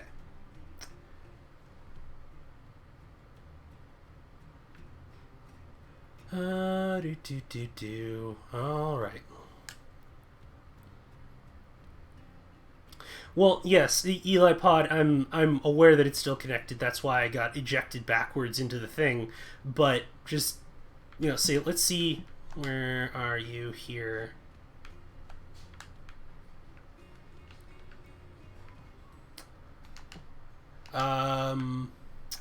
Apparently it was not, because it's off now. And, yeah, so there we are. Oh, wait, no.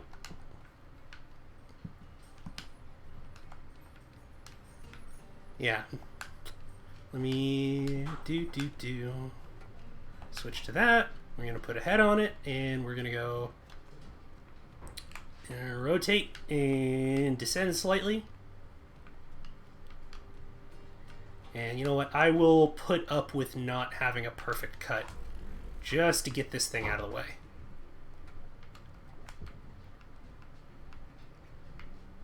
And furnace, you go there.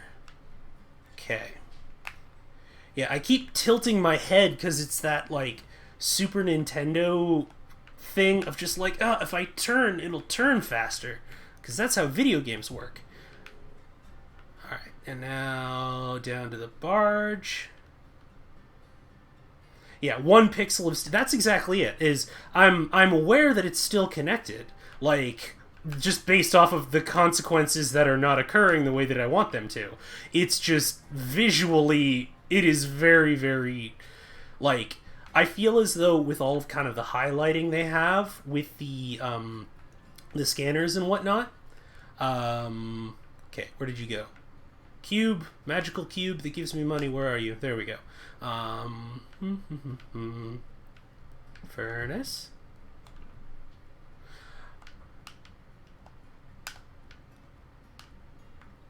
Salvage aluminum. Okay, so that is aluminum. So I need that. Okay. We're gonna... okay. So can I slice through that with this? Oh, yeah, I did not mean to do that. Alright. So I'm just gonna have to, like, waste a bunch of fuel on this. Nope. And... left trigger, rotate that.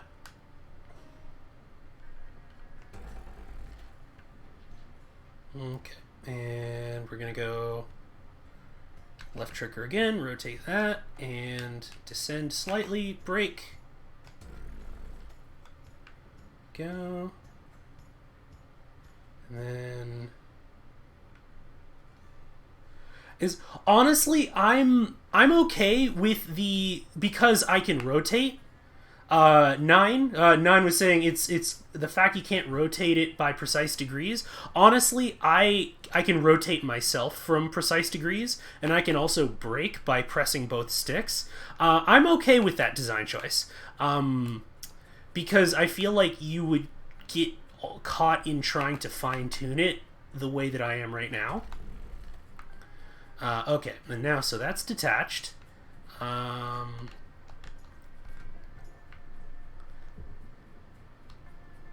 So salvage aluminum, that goes to the furnace. Come here. Come here. Come here.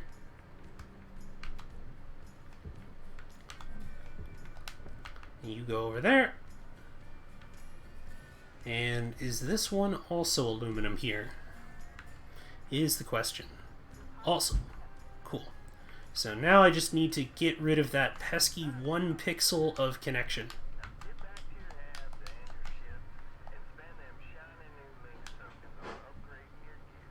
Okay, or I could do that. Okay, cool. Thank you, Space Hillbilly. Like, the central gameplay loop is very strong. Like I said, I can see myself getting caught in this for a very long period of time. But yeah, no, it's, I suppose that's why it's in early access, is it could use a little bit of refinement. There we are. Quota complete, new rank 3, prestigious rank of recruit. Awesome. Handheld utility grapple upgrades unlocked. 1 kilogram destroyed. Credits earned. Okay. Awesome. Well, congratulations on completing certification rank 2 there, Connor. Now that you've proven you kind of know what you're doing out there, Link has a present for you. Go ahead and make your way to the equipment upgrade screen and let's see what we see. Tether module. Remote contiguous van der Waal medium tensor, or tether. Tethers can be deployed to establish 2 electromagnetic anchors that pull objects along a field medium. Okay. Repeat after me, Cutter. Tethers are your friends. Let's select your next ship and head out to the yard to try them out. Okay then. Now let's see. No,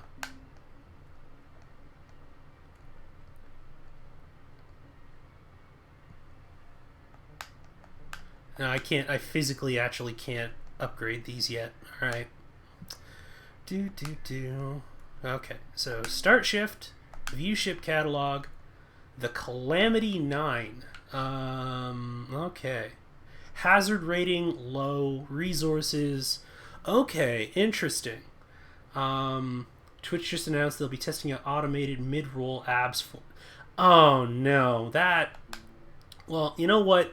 I'm okay with that if they want to give me money for it, really. I mean, I have a single-digit number of viewers right now. I don't know if it would be...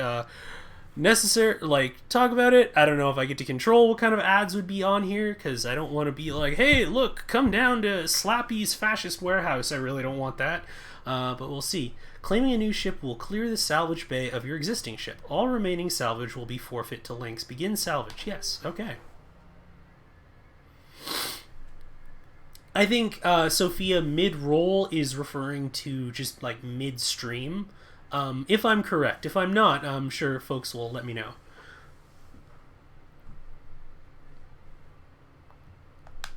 Alright. This here macro is stripped down, but there's still plenty there for us to sink our teeth into. Okay. That's just how we're going to deal with the pressurized area. But So, before we get into all that, let's try out your tether. so place tether. Far stronger than the line on your grapple. Okay. You Okay. Also, tether stack, meaning the more you use, the stronger the pull you get out of them. If you put them in the right place, that is. Okay. So we got that.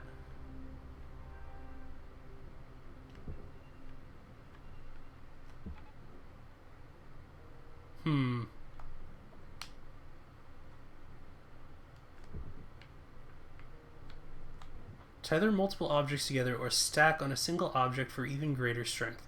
Warning, tethers disappear after a set amount of time. This would be one of those useful times where, okay, and I can't, so place tether.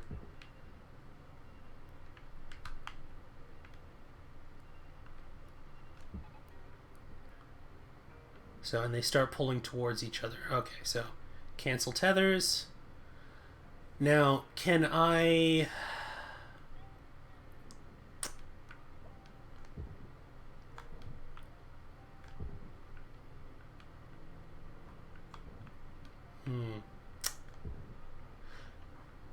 Okay, so what if I... Haha! Alright, awesome. So I did think that correctly. Alright, awesome. So, once that goes through, because inertia should still hypothetically be a thing. Haha, awesome. Tethers are your friend. Once you get the hang of them, you can get pretty creative with how you use them. Now, we're going to go boop. Alright, now There you the fun stuff.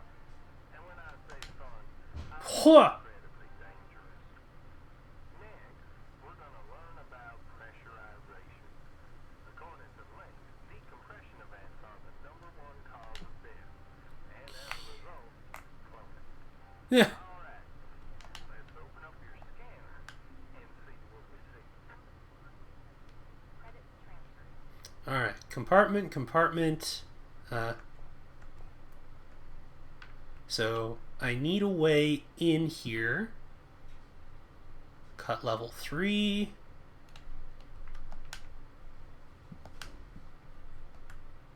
Alright.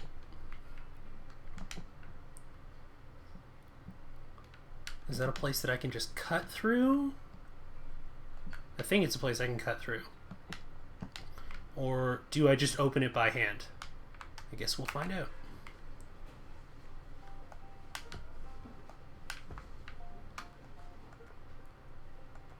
Okay. Enter through the airlock. I mean, it says it's a cut point. Could I please have my laser back, please? Cutter temporarily disabled to prevent unnecessary destruction to company equipment by inexperienced cutters. Probably a good thing. Probably a good thing. Now... Can I... Why wouldn't they depressurize the ship? Like, there's no one in here. Why wouldn't they depressurize the ship? Okay.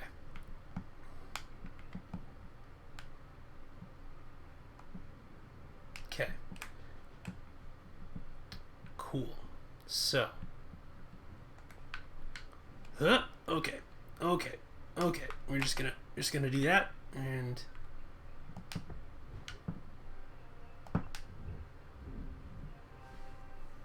Airlock pressure levels dropping. okay.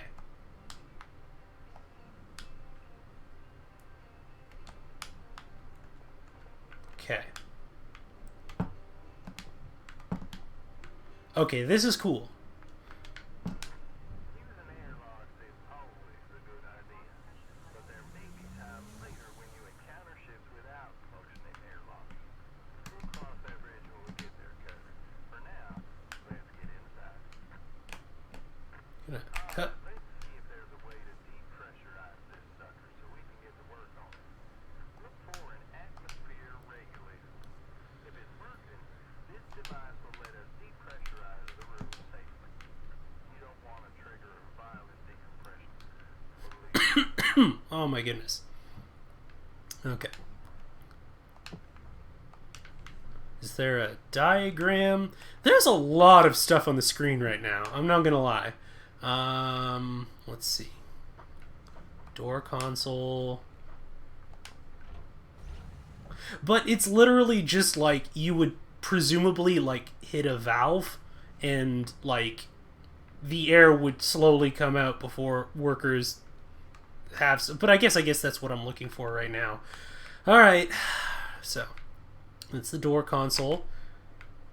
Let's see. It is atmosphere regulator. All right, cool. So, we're going to Alrighty.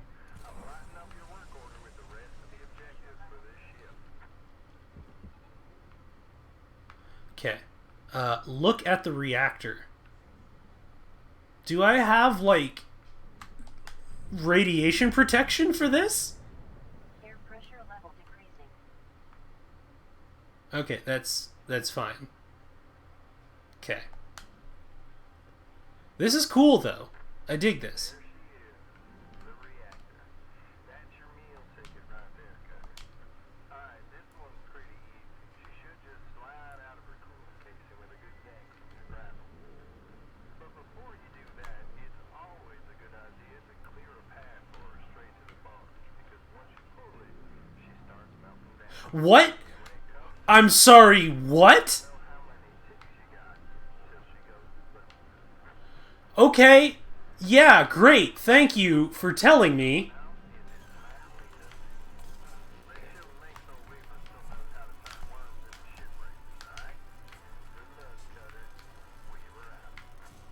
Awesome. Thank you.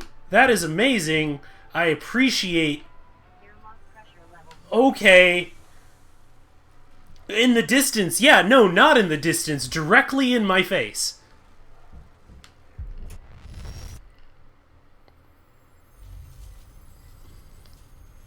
Okay, yeah, go. They did that on purpose. That's some bullshit. They totally did that on purpose. Oh my god. It's just like, yeah, just give her a good yank. By the way,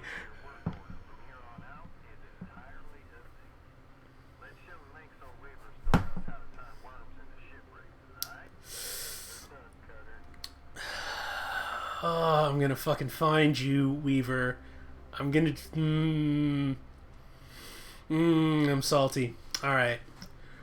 When removed from casing, salvage quickly and with caution. Great. Cool. Awesome. Love it. Alright then. Alright. Nope, that's not. I want that to go down there. So, what if... can I create a hole in the ship once I depressurize everything? And is it going to... Yeah, it's just going to hold on to that and go down there. Credits deposited. Okay, so that is where the reactor is. So... Salvage deposit accepted. Credits transferred. Okay. Processor.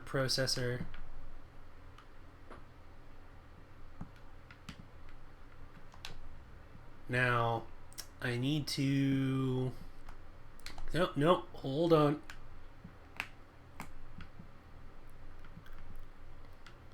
Just like this goes, yeah, go grab it.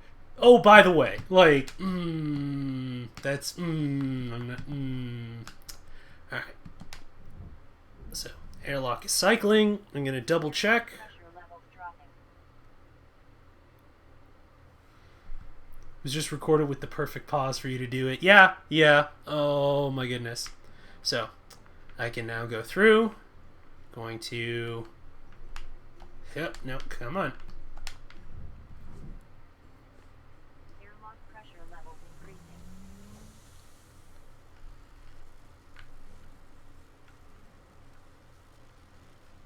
So, there it is. When removed from casing. Salvage quickly and with caution. So, I'm wondering if it might be better for me to just, like, cut a hole? Yeah. Okay. I'm gonna...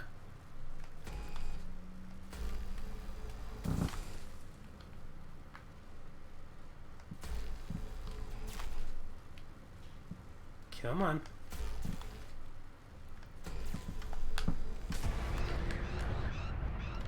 Air pressure level decreasing. Okay, so...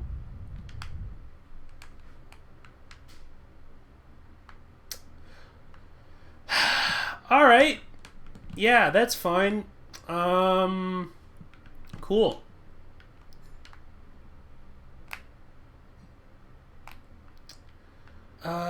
Alright. Cool. Cool. It's all good. It's all good. But the panel's now gone, so that is what I wanted to do. It did not tell me, however, that it reset the ship being depressurized. So that would have been super cool to know. Awesome. Cool. Love it. Come here. Come here, you little shit.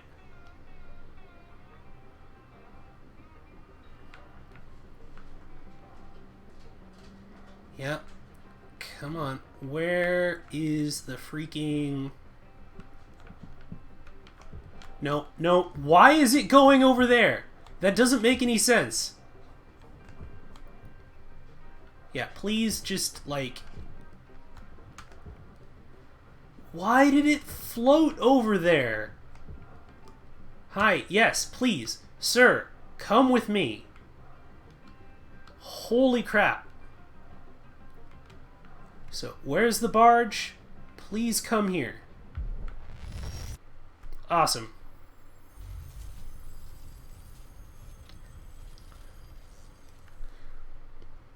Yes, Eli Pod, I understand that. It was just...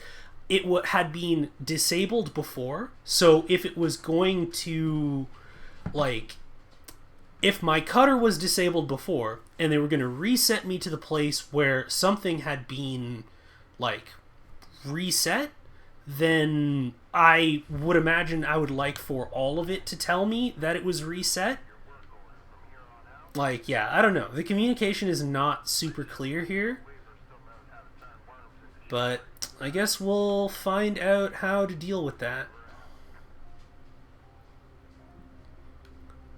Alright. Okay. Tether. Go here.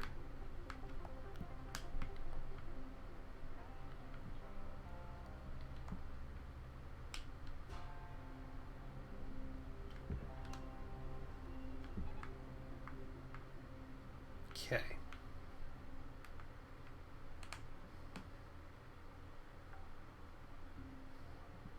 Salvage secured.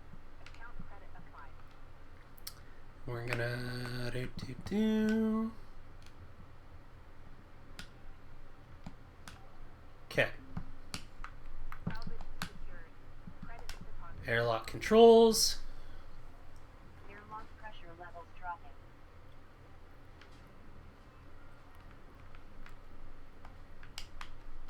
Airlock controls. Airlock pressure levels increasing.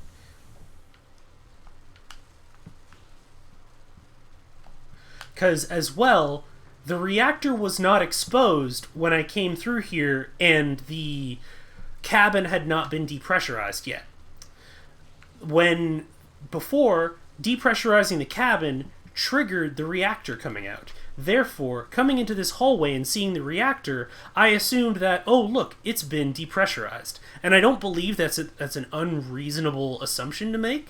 So, yeah, that's kind of how I'm parsing it thus far.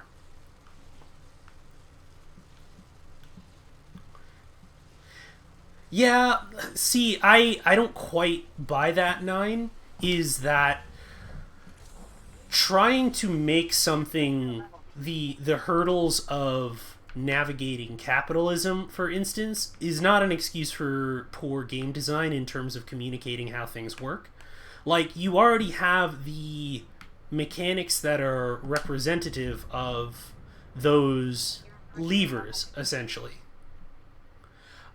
Namely, having to pay for every time your character dies and all of that sort of stuff. So with that in mind, I really wish I had a directional thing to tell me which direction the barge is in. Okay, gonna brake, gonna bust out the cutter, gonna take the head off. We're gonna go.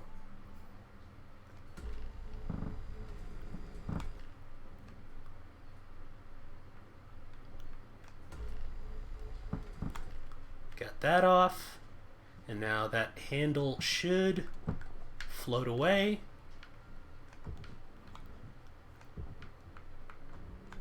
So, oh, this does go into the processor. Okay, cool. So we can come here. Which one's closer? We're gonna push it that way.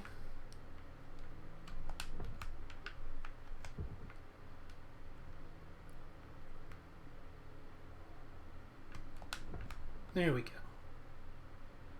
Okay, so the cabin has been depressurized. We have opened up the airlock again. We've got the reactor up there and the barge down there. So, I should... Let me actually see if it might be better for me to actually use the tether at this point in time. So, let me... Okay. Is it a straight shot down is the question. I think it is. I'm also just going to have to see what the range on the tether is. And we're just going to go...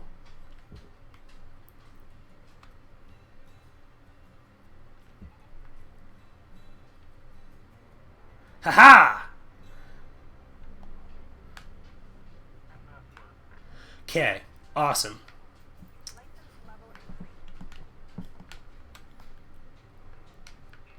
Alright, cool. We got the groove down now. We've got the groove down. Alright, cool. So now I just need to, if I can connect, this is, okay, alright, okay. I'm picking up what they're trying to put down. And we're gonna go, no, come on. That, and we're gonna go, okay, alright, okay. Alright, okay. So, what I'm gonna try and do, I'm gonna try and disconnect all of these, and then I'm gonna connect a couple of them with tethers, and, well, just let me brake for a second. I'm going to try and take him in a happy little jaunt down to the salvage barge. So, that's one half of the ship. Look at that, just like in the opening cinematic. So, we're going to go... oh, wait, I need to get the grapple out. And we're going to go tether, tether, tether, tether, and tether, tether.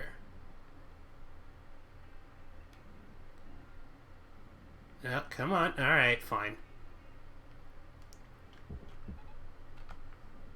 Now, okay, that's interesting, because that's how the collision detection is going to work with that.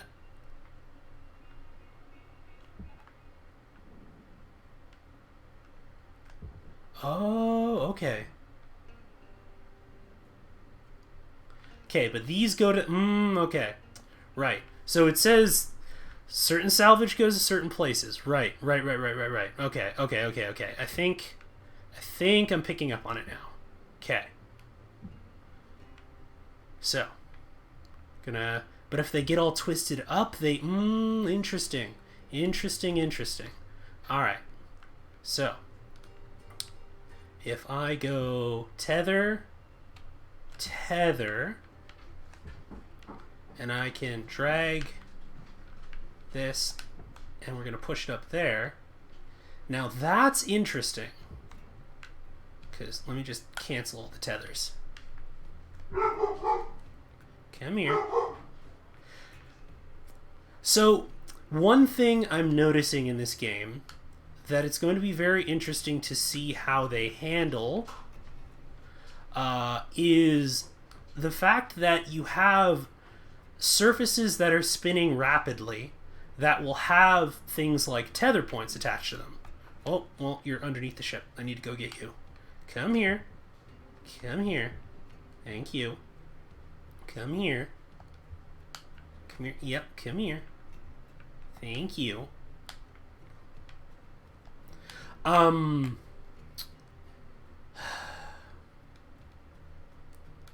we're gonna go boop. And we're gonna go boop.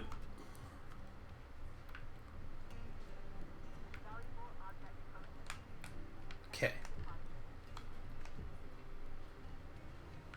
And let me just bring that up here. Looks like you can manage on your own for a bit, which is good because I just got assigned another worm on a salvage station on the other side of Hurrah village. Just a Okay. reminder that your training amount for O2 tethers and fuel will be reset once you start your next shift. I'll be back to check in on you from time to time, but until then, remember this. Measure twice, cut once, and tethers are your friend. Good luck out there, Cutter. Okay. All right. Okay. That's not bad. That's not too bad. There's a couple of little hiccups going on with kind of communication of the various mechanics here, but there's a good solid concept. And it's kind of funny because when you like break it down, it's a very sort of like put the right, like, you know, the right colored and right shaped peg in the right hole. It's kind of a very simple, I don't say something other than mechanic, simple format. Modular laser cutter upgrades, handheld utility grapple upgrades unlocked, 2+ thrusters upgrades unlocked. Okay, so we got a bunch of stuff. All right, so and complete shift. Awesome. Awesome. So minimum payments, salvage total, new debt. Awesome. So we're gonna go to attach. Okay, so this is a very heavily physics-based game. Thank you for reminding me, Nines. Where I was going with describing a lot of surfaces in the game spinning while attached with tethers. This is a very physics-based game, and physics-based surfaces in video games need to have certain laws that apply to them, because physics. Now, if you noticed, when I had one of those square panels, and I had my tether attached to it, when I push it, it tends to spin. And if the tether is attached to another object that is not spinning, if the surface that the tether is attached to spins and cuts off the end of the tether, it kept blinking back and forth from blue to red to blue to red to blue to red because the edge of that same object was interfering with the connection of the tether between these two other objects. Now, that is... It's kind of like, okay, so what? But I can definitely see that being a challenge for a scenario or, you know, a game with a certain scenario that is trying to say, okay, so part of the appeal of this game is trying to understand the laws of physics as they operate in this game enough to manipulate these large objects. And, you know... there comes a point in development where you go, okay, so what is more important in this scenario? Is it the accurate representation of physics, or is it the game's, you know, not having these kind of game-breaking or interfering aspects with how different surfaces, with how physics in general works? So with tethers and trying to string a bunch of different objects together that have flat surfaces and edges could interfere with the laser tethers and things like that, I would be very interested to know what the thought process is with that, um, in trying to go, okay, so what's the leeway point here? What's the point at which we go, okay, further realism other than that would be detrimental to the overall enjoyment experience of the game? Because I could already see in these kind of opening levels it kind of being a bit of a problem. Um, because of just a lot of things spin in space, because that's how just like rotational force works, and like how if you don't have, say, stabilizers or anything to make sure that a thing stays at a certain orientation while it moves on a certain axis, something will spin. That's just how physics works, because you have all kinds of different rotational momentum acting on an object at once. And then it's like, well, okay, but then we have these kind of sci-fi type implements that break some of those rules. So how much do we want to break the rules? Is kind of the question that I feel like is worth asking. Okay, so we have the utility grapple. I think what I'm going to do. Let's see, how much do I have right now? So I can upgrade that. How much can I get?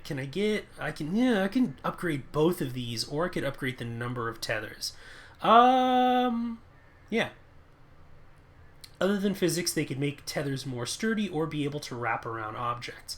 I can definitely see that as a response to it, Eli Pod, but then that also, I would say that that introduces almost more barriers than it solves. In the sense that if you have something wrapping around objects, you then have to determine, is there going to be a valid collision detection within the engine of the game on every increment of this length of tether that is wrapping around it? If so, then you also have to calculate, if there are going to be what can interact with it, what can't interact with it, what will cause one interaction to cancel out another, and just kind of you see how that problem can envelope out very, very quickly. And a lot of the times you'll have games like Dead Cells, where they will say, okay, the game actually works better as a challenging game if we make the ledges actually function like about an inch further than they actually look in the game. So say if you jump a second too late, the edge for like a given ledge in Dead Cells will act as though you can still rappel off of it, even though it's not actually there in the game. And you have to be someone who notices like, you know, the number of iframes in a game. So if you talk to Mixtolvo, they could probably, or sorry, she could probably tell you that exact same thing. But for instance, the average gamer is probably not going to be able to notice that visually. But it's kind of one of those things that works, quote unquote, under the hood to improve the experience of the game. That a lot of the time, you know, it's that old thing about like the quote from Futurama about God of, you know, you'll know when you've done something right because people won't be sure you've done anything at all. And I feel like that same line of thinking can be applied to video games. Is a lot of the time the things that will improve gamer experience the most will be things that gamers don't even know are actually happening. Which is kind of an interesting dynamic, both as a tabletop designer and as someone who's a fan of game development. Anyways, let's move on a little bit. So, I'm just gonna improve these. And I might actually have another go at, let's see, start ship. And we're gonna view ship catalog. Okay, so we have a bunch of these. Interesting. So class 1 reactor, power cell, thruster class 1. Okay, so we have these. Yeah, so let me continue the salvage. Okay, so I was doing this yesterday, so let's try and figure out a way to do it more efficiently today. I do want to upgrade my thrusters to be a little bit faster, though. I think next time I upgrade my equipment, that's what I'm going to do.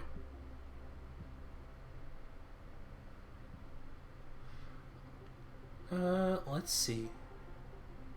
Harkening to the last stream, games and game design is awesome. Yeah, I love games, and I genuinely love talking about the craft of game design. You know, if that wasn't already obvious. Alright, so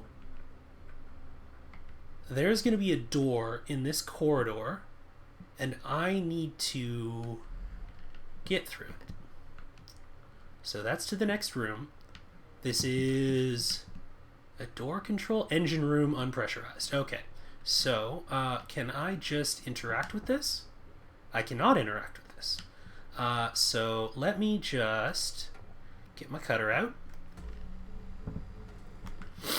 because I've already removed the reactor. So hypothetically, anything big and boomy should be removed from this ship already. Hypothetically.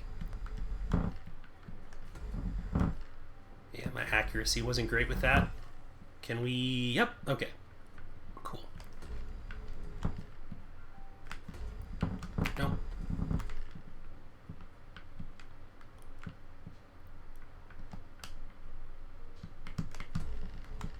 Come on, stabilize. Thank you.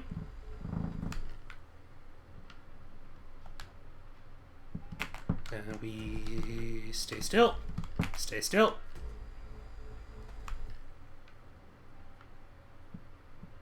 We stop. Alright, so. And this is the atmospheric regulator. I don't know why I would turn that back on. I'm sure that there are scenarios later in the game where that will be necessary, but I'm not entirely sure. Okay. So. Okay. So, I've got 3 of these, and I believe they all need to go to the processor. Yes? Nope. Furnace, processor, processor. Okay. So, got my grapple, and furnace is over there. So, come here. Come here. Furnace. And you go this way. Oh, wow. That upgrade actually did a lot. And, yeah. There we are. And you two are going to get a tether. Now, this is going to be one of these examples that I was talking about. So notice how this panel is technically behind this one. So I'm going to attach a tether between the 2 of these, and then I'm going to try and grapple to pull this over to... actually, here, let me orient myself a little bit better. To try and pull it over to one of these. Now, my question will be how these tethers interact when the surfaces change orientation. So, tether, tether, and then let me just rotate the other way. There we go. And then we're going to tether. Yeah.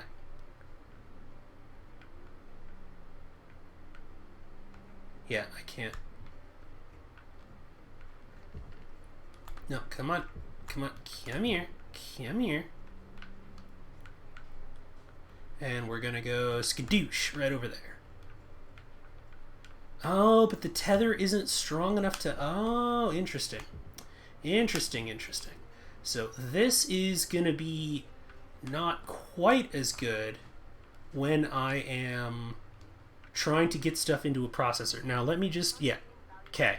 So that threshold is where I don't want to go. So that is getting pulled in through there. Okay, cool. So I can just kind of leave that unsupervised. Okay. So I have the walls here that... Well, let me just get my cutter back out. And let's see. What do you keep from floating off? And you're now gone. And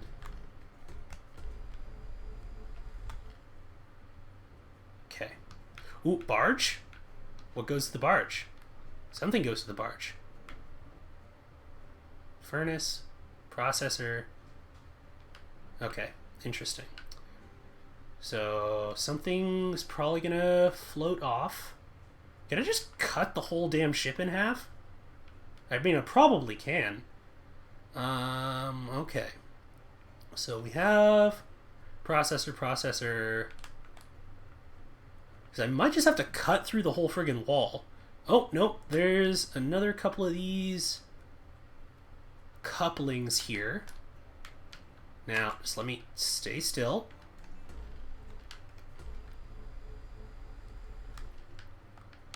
No, stay.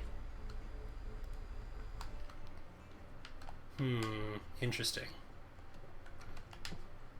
Okay, so I can cut through that. That's now gone.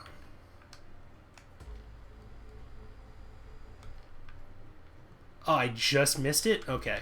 This is going to be very precise. Or it's going to have to be very precise. I cannot guarantee that I myself am going to be very precise. In fact, the more likely event is the opposite. Okay. So now I need to figure out what all of that shit was attached to. And there's one left. Okay, so.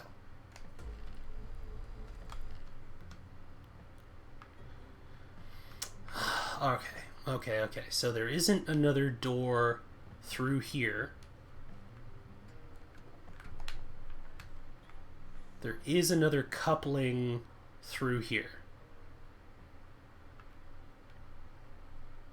Okay. There's a bunch of these. So if I get through this wall, working sandwich between four forces that can kill you. Yeah, welcome to space. Space is not fucking with you. Space will mess you up. Okay. So we're just going to rotate slightly, and I'm going to make myself a door. And can I... No, that's not what I wanted. No. There we go. We're going to go boop. And boop. And...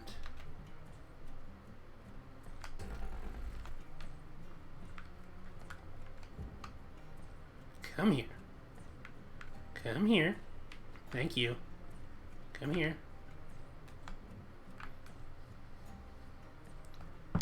Okay. This is kind of cool. I'm not gonna lie. This is actually really cool. Let me just remove the head. No, I didn't weld it enough. There we go. I am going to have to upgrade my laser thing pretty soon, because I can already see that I am going to need it to be more efficient. Are you gone? Okay. The super small space also makes it really difficult to, once again, orient myself. Okay.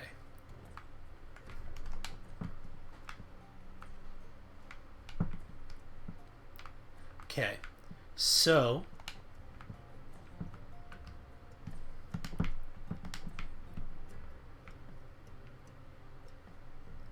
okay, what is the thing that needs to go to the barge? Because there's something that like kept blipping on my screen that actually needs to go there. And I can just use my tethers to do that, so that might actually be more efficient. Give me your treasures, ship. Let me...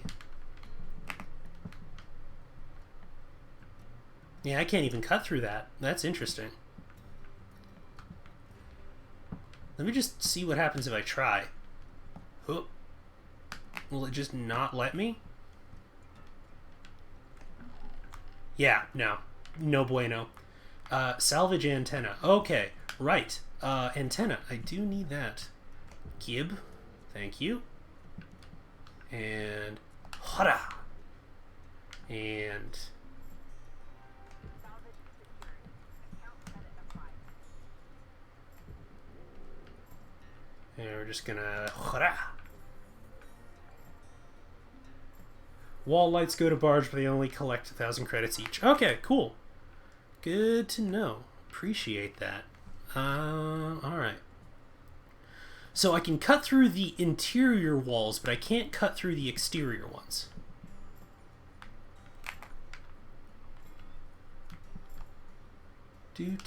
So it might actually be better if I just cut these panels out in big, large pieces. So let me... Oh, that's not what I wanted to do. Forgive me while I learn the controls, folks, because I want to see... Okay, so the panels can only be so big. Alright. No, that's... I keep messing up my, like, trigger buttons. Alright, well, we'll learn these eventually. And rotate, rotate. Oh, it's limited by the... Oh, that's interesting. So if I create an actual, like, line that limits it, that's only, like, look at this piece that I've created here. Now, that's the limit of how far across it can weld them.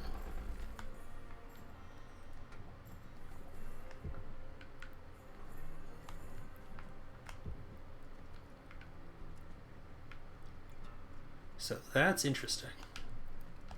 So if I don't cut it super cleanly, then it just it'll kind of screw over my cuts in the future. Alright, so we're gonna try and, let's see, rotate this way, and we're gonna descend slightly. Oh, I can't cut through that. Oh, that is interesting. Thanks for the stream. I'm going to head out to CSIN. Thank you very much for dropping by, Mr. Valor, as your presence, as always, is very valued and appreciated. Now, so I can cut that off, and I can cut this. Can I cut this frame? I don't think I can actually cut this frame. Okay.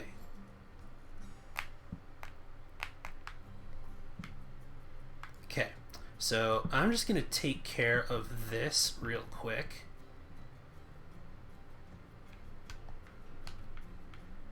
Because this is going to go to the furnace. And skadoosh. There it goes.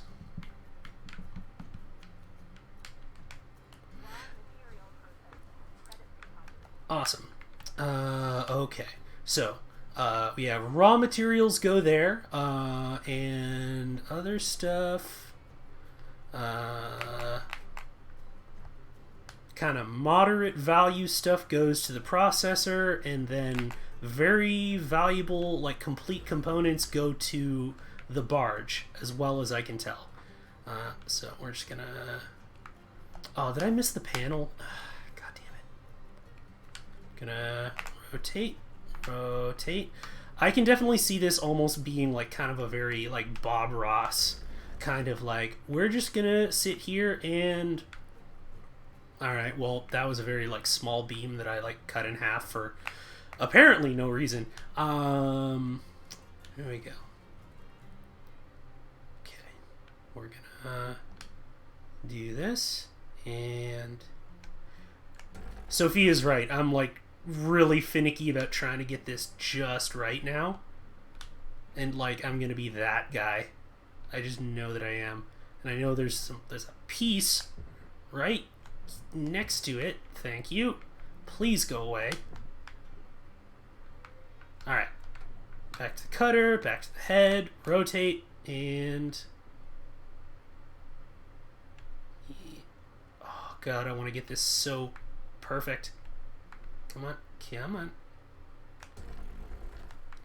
And then we rotate, and we go over here. We can go over here, and we stop, and we go there.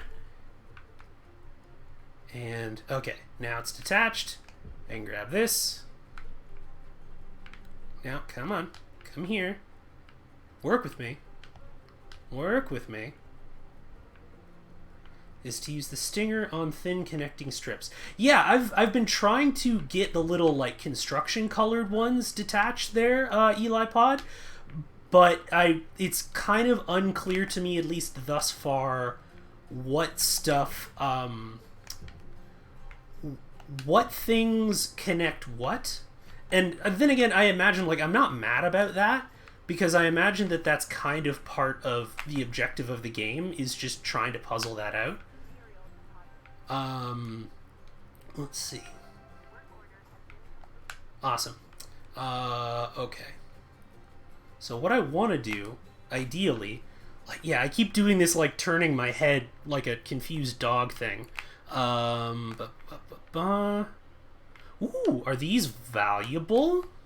Nope, those are more connectors. Okay, cool. So we got the stinger, and we're gonna go.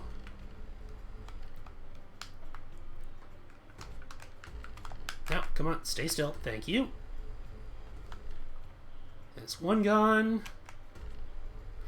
Yeah, I think I'm gonna have to, like, if anything, improve the range of the stinger next time I have some stuff to upgrade. Because these little tiny spaces are gonna be a real time suck, I think. Come on.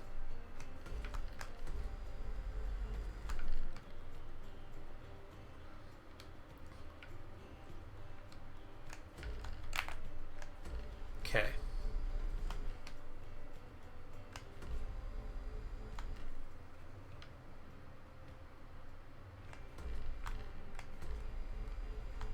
Yeah, let me just close this work order because I'm not getting anything more out of it. Hey, look at that. Alright, that's a good sign.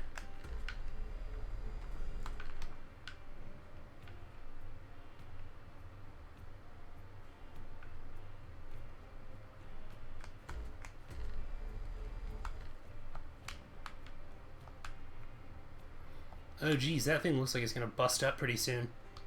Okay.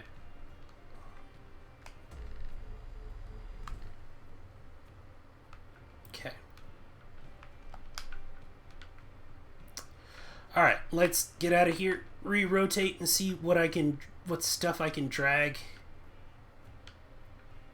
Okay, so that was in the main hallway. We've taken away some of these panels that I believe some of them are disconnected now.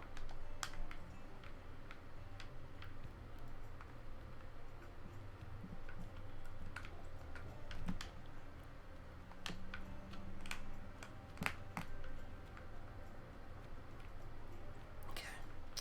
Now I just need to...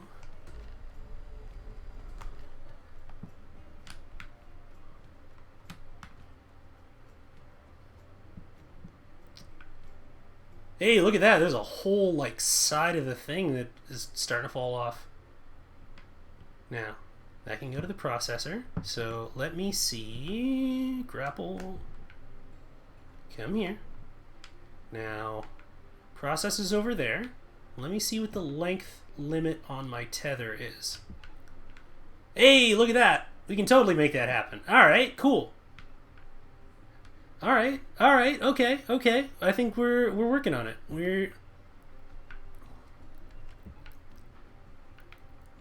Can we? Is this gonna work? Is the momentum gonna be enough?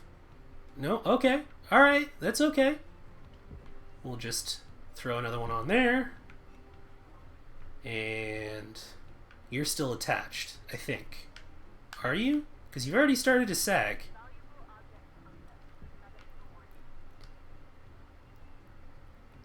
Just the range to start of these tethers is wild.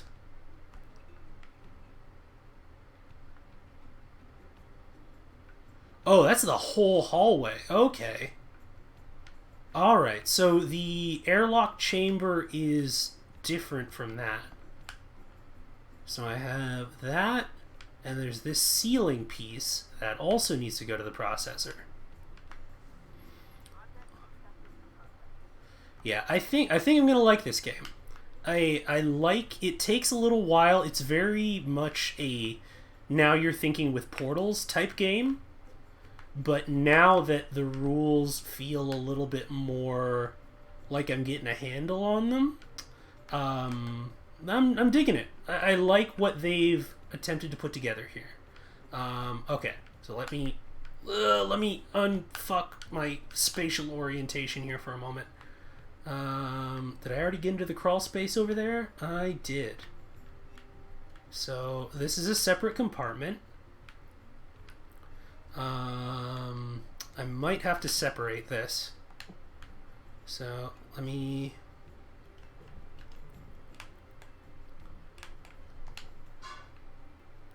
Is this all one piece? Furnace, processor. Okay. Oh, there's another connecting piece down there. Okay. Let me just... Yep. Back this way. Back this way. Yeah. Oh, I missed a couple. I didn't even notice that. Okay. So let me just...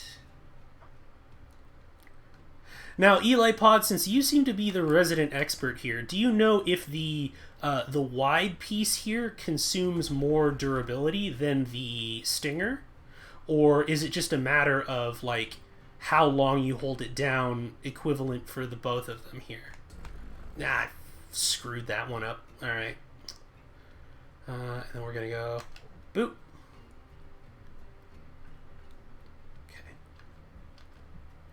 We're gonna rotate, and we're gonna just firmly grasp it. Firmly. I just need to get in here, honestly. And skadoosh. We're gonna do one more time. One more time. Yeah, it's interesting. I don't know if this is a game that I would do on a regular basis on, like, we're gonna play it to completion type stream, but it is definitely one where I might make it a, like I say, like almost kind of a Bob Ross sort of scenario where, like, you know, today we're gonna try this ship over here, and we're gonna try this one, we're gonna spend a little bit of time on it, and we're gonna see what happens, and all that sort of stuff. So okay, so So we are going to stabilize, and we're going to go through. We're going to...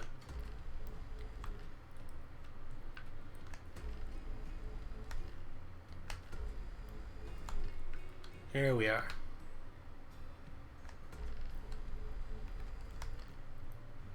And that's now gone.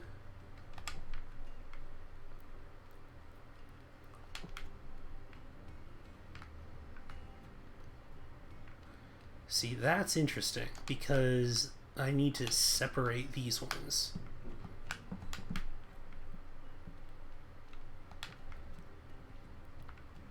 I love going outside the ship and realizing that I am oriented in a completely different direction than I thought I was. Okay, so we're going to go forward. Gonna rotate again. It's processor. Okay, we might be able to do this in one chunk if I can get this separated, because I think it already is. I just need to...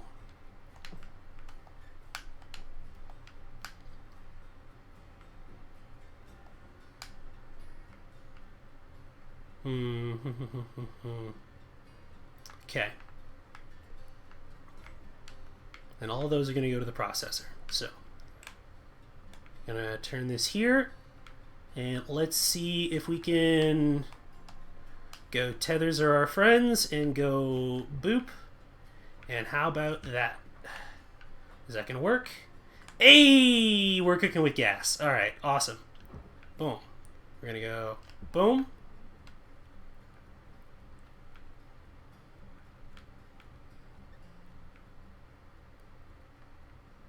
All right.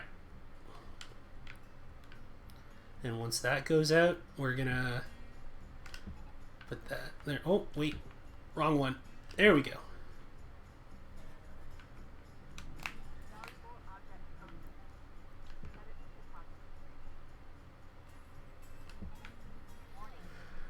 Good change of pace and types of evil confronted. Yeah, no. Or at least in this one, you know, I am kind of the evil in Carrion.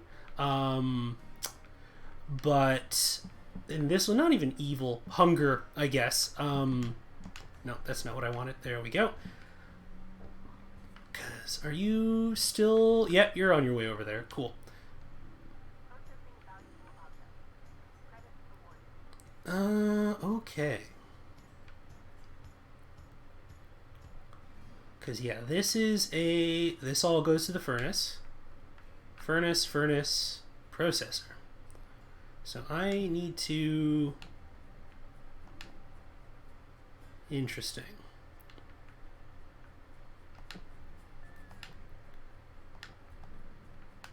That might be the last thing that I try and make happen. Oh, holy crap. I did not realize that we were over time. Alright. Well, I think that I'm gonna... let's stabilize real quick so I don't get sucked into the void. I think I'm gonna call that a stream for today, everyone. Alright. Jeez, I got so sucked into the task at hand I completely forgot. For everyone who dropped by today, thank you very much for joining me. I hope that everybody had fun exploring this new game. I'm actually, as much as there's some, maybe some UI issues, I really dig this concept. I'm having a whole ton of fun with it. I hope you did too. And feel free to go check it out on Steam. If you are looking for me elsewhere on the internet, you can find me on Twitter at Dichotomous Prime, where you will hear me talking about social justice related things, all the various different things about tabletop game design, all of these kind of cool stuff. If you are looking to support, then I don't know if there's a subscribe button down there, but if there is, then I would absolutely love for you to do that, and maybe we can build up the momentum to be able to go to affiliate. Who knows? For now, though, I think that we are gonna call it an evening, and let's see who's hanging out tonight. I thought that is our good friend Sinziek not streaming tonight? Okay, then I think what we will do instead then is we'll pop over to the Chromatic Chimera, as they are currently running their campaign, Quest the Soaring City, and they're a bunch of really cool peeps, so I'm going to pop you over there and make sure I spell their name correctly. Chromatic Chimera, yep, that's them. And please, we're gonna show them a little bit of love, and I'm gonna be back Friday. Oh, he's playing Monster Prom? That's interesting. He's not coming up on my thingy over here on my little sidebar. Let's see here. Raid Sinziek. There we go. And so we're just going to go over and hang out with him instead. He's a cool cat. He's usually doing Monster Prom Mondays. So for dates and foolishness and hilarity over there, we'll see you on Friday. And we'll maybe do this or we'll do something else. Who knows? Let's see where this whole adventure leads us. So until then, everybody have a lovely evening and take care of yourselves.